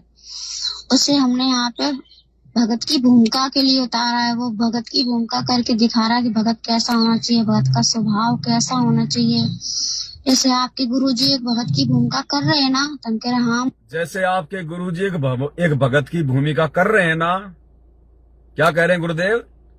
पहले तो मेरा नाम ले दिया कि एक भगत ऐसा होना चाहिए जैसे वो पवन कर रहा है, और फिर क्या कह रहे हैं गुरुदेव कि जैसे आपके गुरुजी एक भगत की भूमिका कर रहे हैं ना। जब गुरुजी भगत की भूमिका कर रहा है, भगत का रोल कर रहा है, तो संगत ने अपने गुरु भाई वाले भगत के रोल को देखना है या अपने गुरुजी वाले भगत के रोल को देखना है? अपने गुरुदेव वाले भगत वाले रोल को देख के चलना है। तो ये हर प्रकार से परीक्षा है, एक एक शब्द में परीक्षा है। और दूसरी बात भाई और बहनों, परमात्मा ने जैसे बात कही ना कि भाई पवन को डायरेक्ट वहां से भेजा गया है, ऊपर से आई हुई एक अच्छी आत्मा है तुम लोगों के सामने एक उदाहरण पेश करने के लिए। अब उन आत्माओं के ये लक्षण होते हैं। फिर अब गुरुदेव ने कह दिया, अब मेरा क्या लक्षण है? फिर मैंने ये बात सुन ली, अब मेरा क्या लक्षण है? उस बात को हवा नहीं देना कि मैं ऊपर से आया हुआ हूं, आप लोगों को मैं अपने आप को बड़ा चढ़ा के बताऊं। नहीं, ये दास पिछले आधे घंटे से उस बात के ऊपर अपने आप को नीचा गिरा रहा है, अपने आप को नीचा गिरा रहा है कि सतलोक से आ गए तो क्या हो गया, कौन सी बड़ी बात, हम सभी तो हम सतलोक से आए हैं। और जो सतलोक से आता उसके ये लक्षण नहीं होते। फिर जो काशी के भंडारे में आए थे 9 लाख, उनके तो जमीन पे पैर भी नहीं टिके थे। यानी बहुत सारी बातें कहने का मतलब है, एक सुयोग्य भगत के लक्षण होते हैं कि कोई भी चाहे उसको कितना ही क्यों ना चढ़ाए, कोई भी चाहे उसका गुरु, चाहे जगत वाले, चाहे उसके भगत भाई, उसमें कितनी भी मान बढ़ाई की हवा क्यों ना भरे, उस भगत ने फूलना नहीं चाहिए, अपने आप को पेंचर रखना चाहिए, पेंचर। तो इस दास को इस प्रकार की बातें सुन के, चाहे गुरुदेव भगवान कहें चाहे कोई भगत कहें, मुझे कोई फर्क नहीं पड़ता, रत्ती भर भी मेरे ऊपर कोई फर्क नहीं पड़ता है। मुझे पता है कि वर्तमान में मैं क्या हूं। ठीक है, गुरुदेव ने मेरे ऊपर दया बख्श दी, मान लीजिए मुझे सतलोक से नीचे भेज दिया, लेकिन बेटा जाऊंगा कैसे? जाना तो भक्ति करके पड़ेगा। अगर भक्ति नहीं हुई तो मैं भी फंस जाऊंगा। फिर सतलोक से आने का फायदा क्या हुआ? फिर तो मैं भी पड़ जाऊंगा नीचे। और सतलोक से भी यदि परमात्मा ऐसे समय में किसी आत्मा को डायरेक्ट भेजता है तो भाई और बहनों, मोक्ष प्राप्त आत्माओं को परमात्मा नीचे नहीं भेजता। अभी भी सतलोक में बहुत सारी गंदगी ऐसी होगी जिनके अंदर थोड़ा बहुत कोई दोष आया होगा उस समय, या काल के बाद में हो सकता है थोड़ी बहुत आत्माओं ने थोड़ी बहुत कोई गलती और कर दी हो। जैसे जिन जिन आत्माओं ने काल के ऊपर विश्वास किया और काल के साथ वो तो आ गए, उसके बाद में अक्षर पुरुष ने भी वही नौटंकी शुरू कर दी। उसने तप नहीं किया, लेकिन वो बिल्कुल मायूस रहने लग गया कि वो ज्योति निरंजन तो पता नहीं क्या क्या मौज लूट रहा होगा, और सार नाम का जाप करना शुरू कर दिया। और उसके मन में यह था कि मैं भी कोई अलग से राज्य प्राप्त करूं। तो परमात्मा तो अंतर्यामी है, सबके मन को दोष को देख के, और अक्षर पुरुष को भी वहां से बाहर निकाल दिया और बहुत सारी असंख्य आत्माओं को निकाल दिया। उन सब के सतलोक से निकलने के बाद क्या पता बहुत सारे निकम्मे मेरे जैसे वहां पर ऐसे भी थे जो कि उस समय तो उनके साथ में जाने को तैयार नहीं हुए, और बाद में क्या पता मन में विचार आ गया हो कि यार क्या पता सच में वो लोग वहां जाके मौज लूट रहे हो। तो मालिक तो अंतर्यामी है, ऐसे कीड़े को रखेगा नहीं सतलोक में। तो क्या पता ये दास या मेरे जैसे और लाखों करोड़ों लोग सतलोक में ऐसे भी रहे हो जो अक्षर पुरुष और काल के सतलोक से निकाले जाने के बाद क्या पता उनके बारे में सोचते हो कि यार कहीं वास्तव में सतलोक से ज्यादा सुख ना हो वहां पे, जैसा वो कहा करते थे ऐसे बनाएंगे ऐसे करेंगे। तो परमात्मा तो जिसके मन में रति भर भी दोष आ गया उनको रखेगा नहीं सतलोक में। तो क्या पता मेरी जैसी आत्मा बहुत सारी है वहां, और उसी आत्मा के उस दोष को पूरा करवाने के लिए, उसकी सजा देने के लिए क्या पता परमात्मा ने मेरे को यहां पर मां के पेट में उस नरक कुंड में भेजा है। और जन्म लेके मैं कौन सा सुखी हूं, हर प्रकार से यहां तो इंसान दुखी होता है। तो क्या पता थोड़ी बहुत मेरी जो कमी रह गई थी उस सतलोक में, क्या पता परमात्मा उसकी सजा देने के लिए मेरे को भेजे हों, और वापस ले जाने के लिए, मेरे शुभ कर्म बनवाने के लिए मेरे को ये सेवा दी हो। और अब यदि मैं इस मौके को खो दूंगा, अगर इस भगवान को ना पहचान के, इसके ज्ञान के ऊपर ना चल के, मर्यादा ना निभा के, अगर मैं इस प्रकार की बातें सुन के अहंकार में आ जाऊं, तो फिर मैं तो और गलती कर बैठूंगा, फिर उस गलती की सजा मेरे को यहीं भोगनी पड़ेगी, फिर मेरा तो बहुत लंबा चक्कर हो जाएगा। तो इसलिए भाई और बहनों, भगत चाहे कोई भी हो, कैसा भी हो, भगत भगत ही होता है। दो कोड़ी का जीव होता है, उसकी कोई औकात नहीं होती, गंदी नाली के कीड़े के समान होता है। और परमात्मा परमात्मा होता है, गुरु भगवान ही होता है, शुद्ध 24 कैरेट होता है। तो भगत ने तो भक्ति मार्ग पर के अपने गुरुजी को आधार बनाना है, अपने गुरुजी के ज्ञान को आधार बनाना है। भगत अगर कोई सोने का बन के भी परमात्मा किसी को खड़ा कर दे, भगत को सोने का बना के, तो भी हमने उसकी तरफ विशेष ध्यान से नहीं देखना। ये होते हैं सतलोक जाने वाली आत्माओं के लक्षण। जिस प्रकार एक पतिव्रता औरत होती है, गुरुजी कहते हैं उस औरत के सामने यदि चाहे कितना बड़ा कोई धनी आके खड़ा हो जाओ, कितना बड़ा चाहे कोई खूबसूरत आके खड़ा हो जाए, चाहे सोने का बना के कोई पुरुष क्यों ना खड़ा कर दिया जाए, पतिव्रता स्त्री के मन में अपने पति के अलावा उसके प्रति वो पति वाले भाव कभी सौपन में भी नहीं आएंगे, सौपन में भी।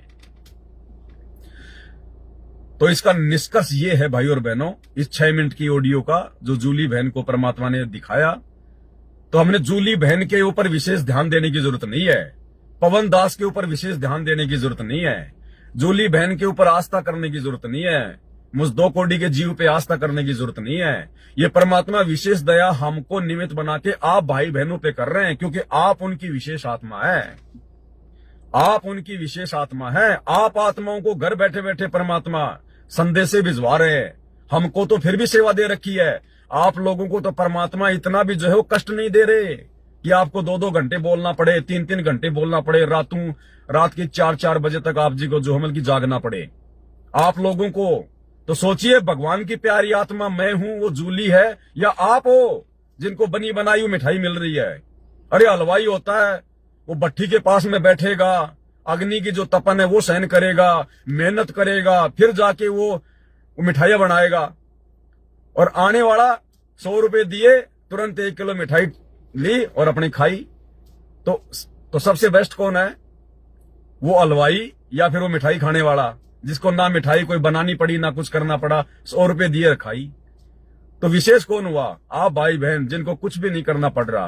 तो परमात्मा की विशेष आत्मा भी यदि कोई है तो आप आम संगत वाले भाई बहन हैं। अपने आप को आम ना समझें, आप हैं, हम तो केवल यंत्र हैं। हमारे को तो परमात्मा जो है घसीट रहा है आप लोगों के लिए। तो अपने गुरुजी के प्रति समर्पित रहो, अपने गुरुजी के प्रति। अब दास ने तो गालियां खाई, लठ खाए, जेल सही है, अभी भी जो है तारीखों के ऊपर जाना पड़ता है, धक्के खाने पड़ते हैं। और आप क्या कर रहे हो, आपके ऊपर गुरुजी ने मुकदमा किया क्या, आपको कुछ करना पड़ा क्या, कोई लठ खाने पड़े क्या? तो अच्छी आत्मा कौन है, मैं पवन दास या फिर आप? तो इन बातों को लेकर कभी भी भगत को मायूस नहीं होना चाहिए कि वो भगत ऐसा है, वो ऐसा है। कुछ नहीं है, 2 कोड़ी के जीव है सारे के सारे। अपने गुरुजी के प्रति अंधे हो जाओ, गुरुजी के ज्ञान के प्रति अंधे हो जाओ।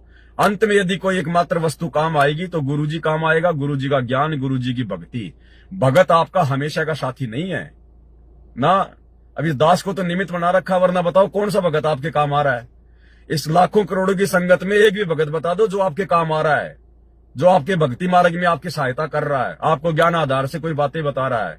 ठीक है, साथ संगत में बहुत सारे भाई बहन है जो अपना प्रयास कर रहे हैं मालिक के आशीर्वाद से, उन पे भी गुरु जी का आशीर्वाद है, वो भी गुरु जी के आशीर्वाद से बोल रहे हैं, नहीं तो बोल नहीं पाता ऐसे जीव।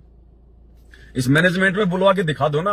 हाँ, फालतू की वीडियो तो ये दिन रात बना देंगी, एक साइड में वो पंडित खड़े कर देंगे भक्तों को बना के, एक साइड में भगत बना देंगे लेके 1.5 फुट का डंडा, कभी उसके मुंह में देंगे कभी उसके मुंह में देंगे। तो ये ड्रामेबाजी तो बहुत कर लेंगे, लेकिन भगत के अंदर जिन बातों से दृढ़ता पैदा हो, विश्वास पैदा हो, सावधानी भगत कहां कहां बरते, ये बातें हर कोई नहीं बता पाएगा। तो निष्कर्ष यही है, 6 मिनट की ऑडियो के ऊपर 1.5 घंटा हो गया है। अब बताओ, ये ऑडियो जो गुरुजी ने जो संदेश दिया उस बहन को जो दिखाया, ये ऑडियो डायरेक्ट यदि आपको वो बहन भेज दे या मैं भेज दूं तो आप जी क्या समझते? आपके अंदर पता नहीं क्या क्या विचार उत्पन्न हो जाते, ना जाने क्या क्या आप जी सोच बैठते, कोई गलती कर बैठते, क्या कर बैठते। तो इसलिए परमात्मा जिसको निमित्त बनाता है ना, उसको परमात्मा फिर थोड़ी सी सद्बुद्धि देता है, प्रेरणा करता है परमात्मा। जीव के बस की बात नहीं है 6 मिनट की ऑडियो पे 1.5 घंटे बोलना, ये मालिक की दया है। आप और हमारा इसमें कोई श्रेय नहीं है। इसलिए मान बढ़ाई से लैस होके अपने आप को 2 कोटि का जीव समझ के हमने भक्ति मार्ग पे आगे बढ़ना है। कुछ एक भगत भाई हैं जो कमेंट्स वगैरह कर रहे हैं, मुझ दास को बहुत विशेष इज्जत और सम्मान दे रहे हैं, तो गुरुद्रोही है, बीच में ना बोल, फलाना दिखना, ये पवन दास, ये वो। भाई इसमें तो कोई दो राय है नहीं। अरे जब मेरे बाप ने मुझे गुरुद्रोही कहकर संबोधित किया है तो इससे बड़ी उपाधि मेरे लिए और क्या भाई। जब मेरे बाप के गुरुद्रोही कहने से मुझे कोई नाराजगी नहीं है तो तुम तो मेरे गुरु भाई हो भाई, तुम्हारे कहने से मैं क्यों नाराज हूं? तो ये कोई बड़ी बात नहीं है। कहने वाले तो हमारे बाप को भी देशद्रोही कह रहे हैं, भारत सरकार ने उनके ऊपर देशद्रोह का मुकदमा लगा रखा, देशद्रोही। तो भाई देशद्रोही का बेटा गुरुद्रोही, और भाई गुरुद्रोही देशद्रोही ये मिलके आपस में धमाल मचाएंगे आने वाले समय में। लेते जाओ मजे दुनिया वालों, कह लो गुरुद्रोही देशद्रोही। ना देशद्रोही कहने से मेरे बाप को असर पड़ता, ना गुरुद्रोही कहने से मेरी कोई क्षेत्र पे कोई असर पड़ता। हम तो दिन रात फूलते जा रहे हैं, परमात्मा की दया मौज। अब चलते हैं भाई और बहनों अपने घर को। अब शाम की वीडियो की तैयारी करेंगे, 3-4 घंटे फिर मालिक की दया से भोंकना है, भंडारा भी करना है। भंडारा भी नहीं किया सुबह से, मार्केट में थोड़ा काम था इसलिए आया हुआ था, सोचा भाई बहनों को थोड़ा संदेशा दे दूं। ये छोटी सी ऑडियो हो रही है, जूली बहन की सुन। हाँ मालिक कर रहे ना, तो भगत के लक्षण ऐसे होने चाहिए। और जो तू है ना, तूने बचपन से सिर्फ मार खाई है, सबकी गाली सुनी, पर तूने किसी को जवाब नहीं दिया, ना ही किसी को उल्टा सीधा बोला, ना ही किसी के लिए अपने मन में कोई दोष लाई। हम हमेशा हर किसी का भला चाहा, और ये लक्षण भगत के होने चाहिए, तभी तो भगत बनेगा। अगर हम उस जैसा उसके साथ बर्ताव करेंगे फिर तो हम में और भगत में क्या फर्क। हम कह रहे हाँ मालिक की आपकी दया है प्रभु, आप ही जानो। तो कह रहे तुझमें लक्षण है। और तो हम कह रहे संगत में एक बहन थी, वो कह रही थी मीरा है, पता चला वो गुरुद्वारे में रह रही है। तो हमने कहा सीधास जब पवन भैया को ऑडियो भेजेगी और पवन भैया ऑडियो सबको सुनाएंगे तो उनके मन में पता नहीं क्या दोष आएगा, सोचेंगे कि बहन तो राधी मान बढ़ाई मारी, पता नहीं इसे रोज क्या दिखता, क्या क्या बताती बनाती। तो परमात्मा कह रहे ये मुझे पता है ना कि तू क्या चाहती, तू बस अपनी मुक्ति चाहती, सतलोक में ठिकाना। बस संगत का भ्रम दूर करना, संगत की भी परीक्षा है और तुम्हारी भी परीक्षा है। यानी कि परमात्मा आप ही जानो मेरे मालिक। हमें तो बहुत डर लगता है। किसका डर लगता है? परमात्मा कह रहे जब तुम्हारे साथ में भगवान खड़ा है। तो हम कह रहे मालिक ये बस थोड़ा सा डर जाते कि कहीं हम तो कोई त्रुटि ना हो जाए। बोले बेटा नहीं, कोई त्रुटि नहीं होगी। बस ये सब परमात्मा जी ने दिखाया। बंदी छोड़ सतगुरु रामपाल जी भगवान जी की जय हो। कोई बात नहीं बहन जी, आप तो भेजती रहो। आपको चाहे कोई भी दिखाए, चाहे कुछ भी दिखाए, इधर परमात्मा ने उसका पोस्टमार्टम करने के लिए अपने दास को खड़ा कर रखा है। उसमें से हमारी मतलब की जो चीज होगी उसको हम निकाल लेंगे, छांट लेंगे।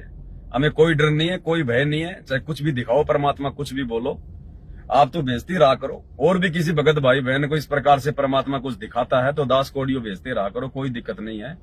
हमने तो सीखना है, शिक्षा लेनी है, भक्ति मार्ग पर दृढ़ होना है।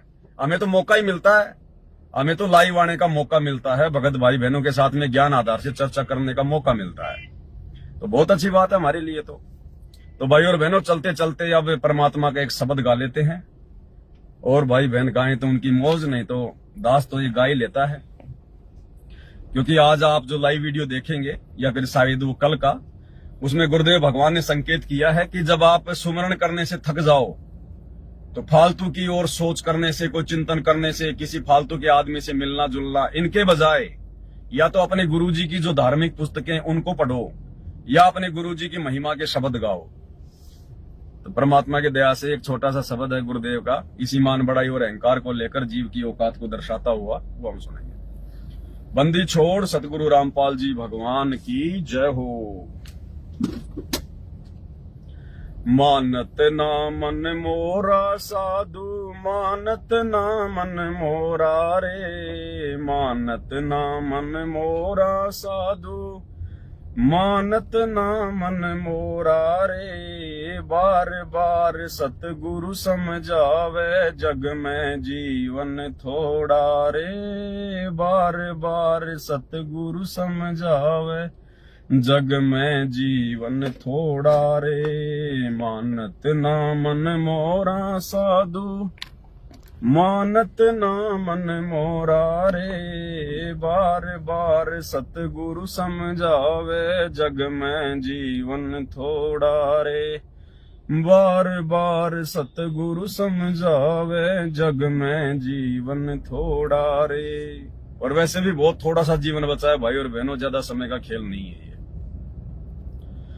भाई इस काया का गर्व न करना, के काला के गोरा रे। इस काया का गर्व न करना, के काला के गोरा रे। बिना भजन कुछ काम न आवे, चाहे इत्र छिड़को चारों ओरा रे। बिना भजन कुछ काम न आवे, चाहे इत्र छिड़को चारों ओरा रे। मानत ना मन मोरा साधु, मानत ना मन मोरा रे। मानत ना मन मोरा साधु, मानत ना मन मोरा रे। बार बार सतगुरु समझावे, जग में जीवन थोड़ा रे। बार बार सतगुरु समझावे, जग में जीवन थोड़ा रे।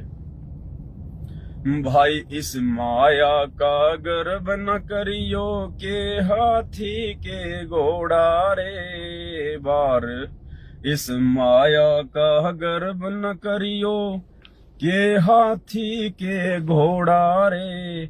जोड़ जोड़ धन बहुत बटोल्या, लाखों और करोड़ा रे। जोड़ जोड़ धन बहुत बटोल्या, लाखों और करोड़ा रे। अब यहाँ पर जो हाथी घोड़ों की बात आई है, ये शब्द क्या है कि उस पुराने समय को आधार बना के गया हुआ है। उस समय राजा महाराजा इसी बात को लेके अहंकार करते थे कि मेरे पास में इतने घोड़े हैं, इतने हाथी हैं। अब वर्तमान में हाथी घोड़ा जो राजा महाराजों की सवारी हुआ करता था, वर्तमान में ये बड़ी बड़ी गाड़ियां आ गई, लग्जरी गाड़ियां आ गई।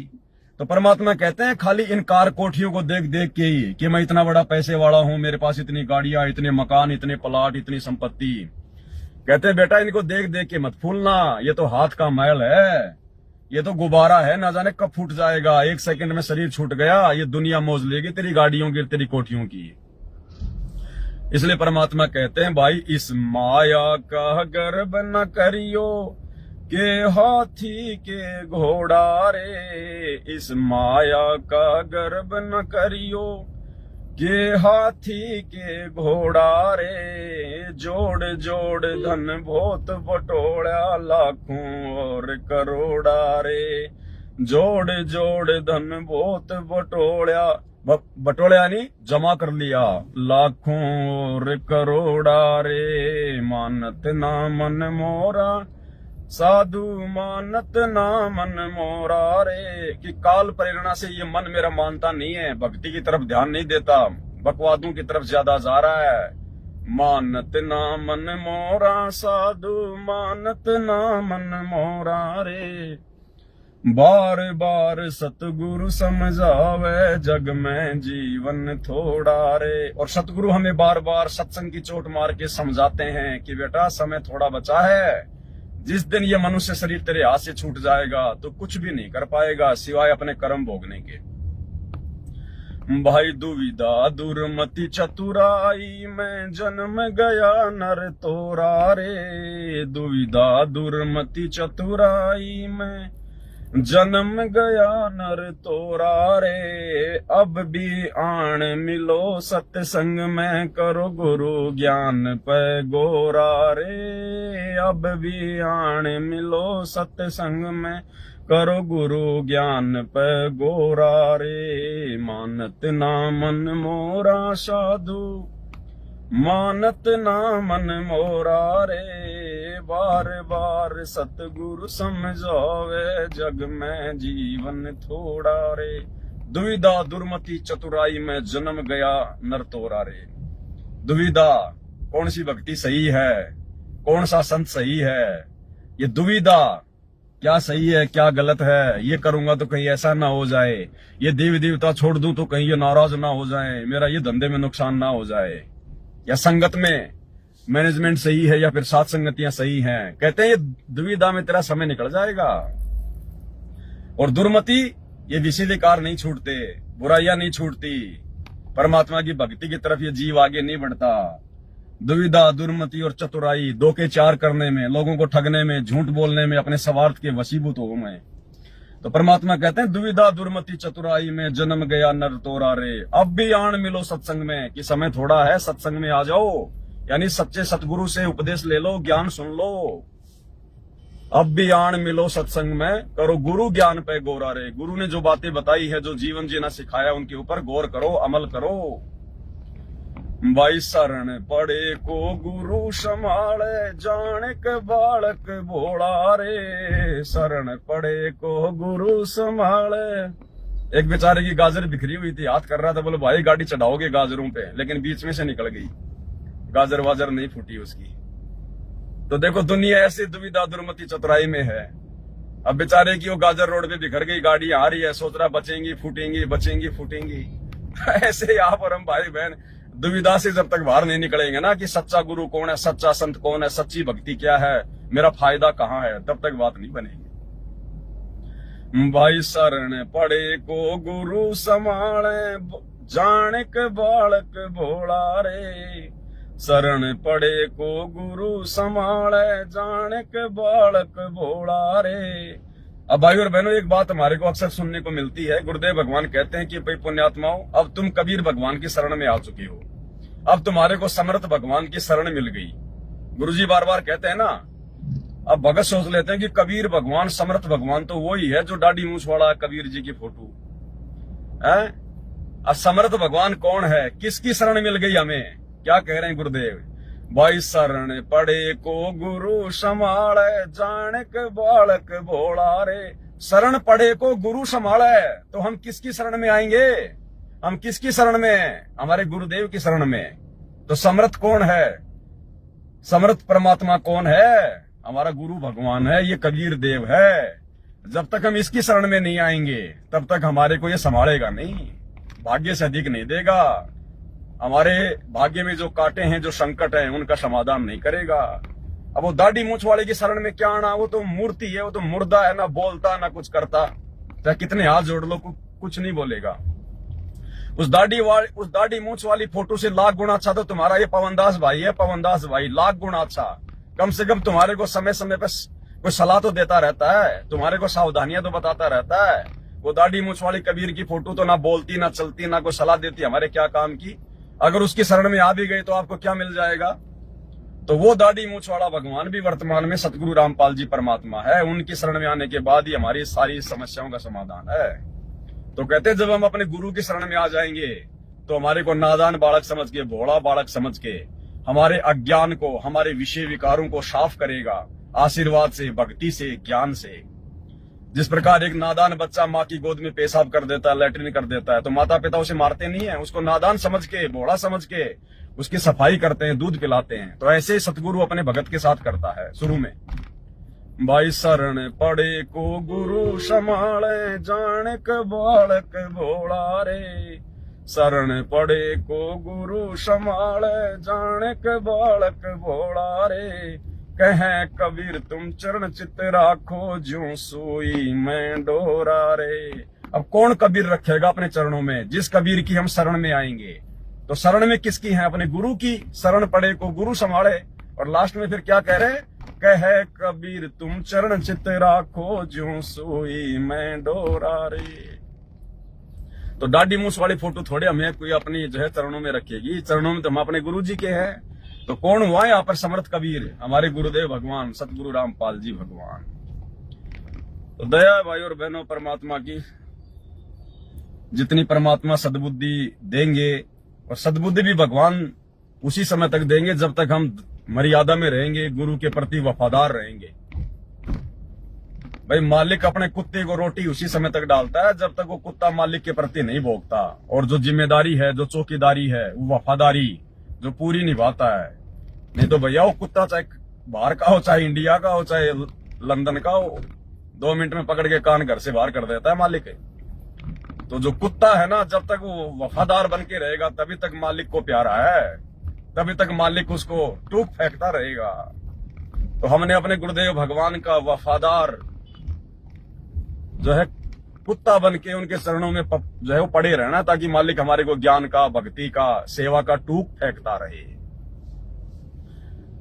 तो वीडियो को भाई और बहनों समाप्त करते हैं, नहीं फिर रात को लाइव चलेगा, फिर भाई बहन देख नहीं पाओगे। 3 घंटे का लाइव है, कल का लाइव भी 3 घंटे का है। दोनों वीडियो बहुत ज्यादा विशेष है, महत्वपूर्ण है। तो दास वीडियो को दी एंड करता है मालिक के आशीर्वाद से। बंदी छोड़ सतगुरु रामपाल जी भगवान की जय हो।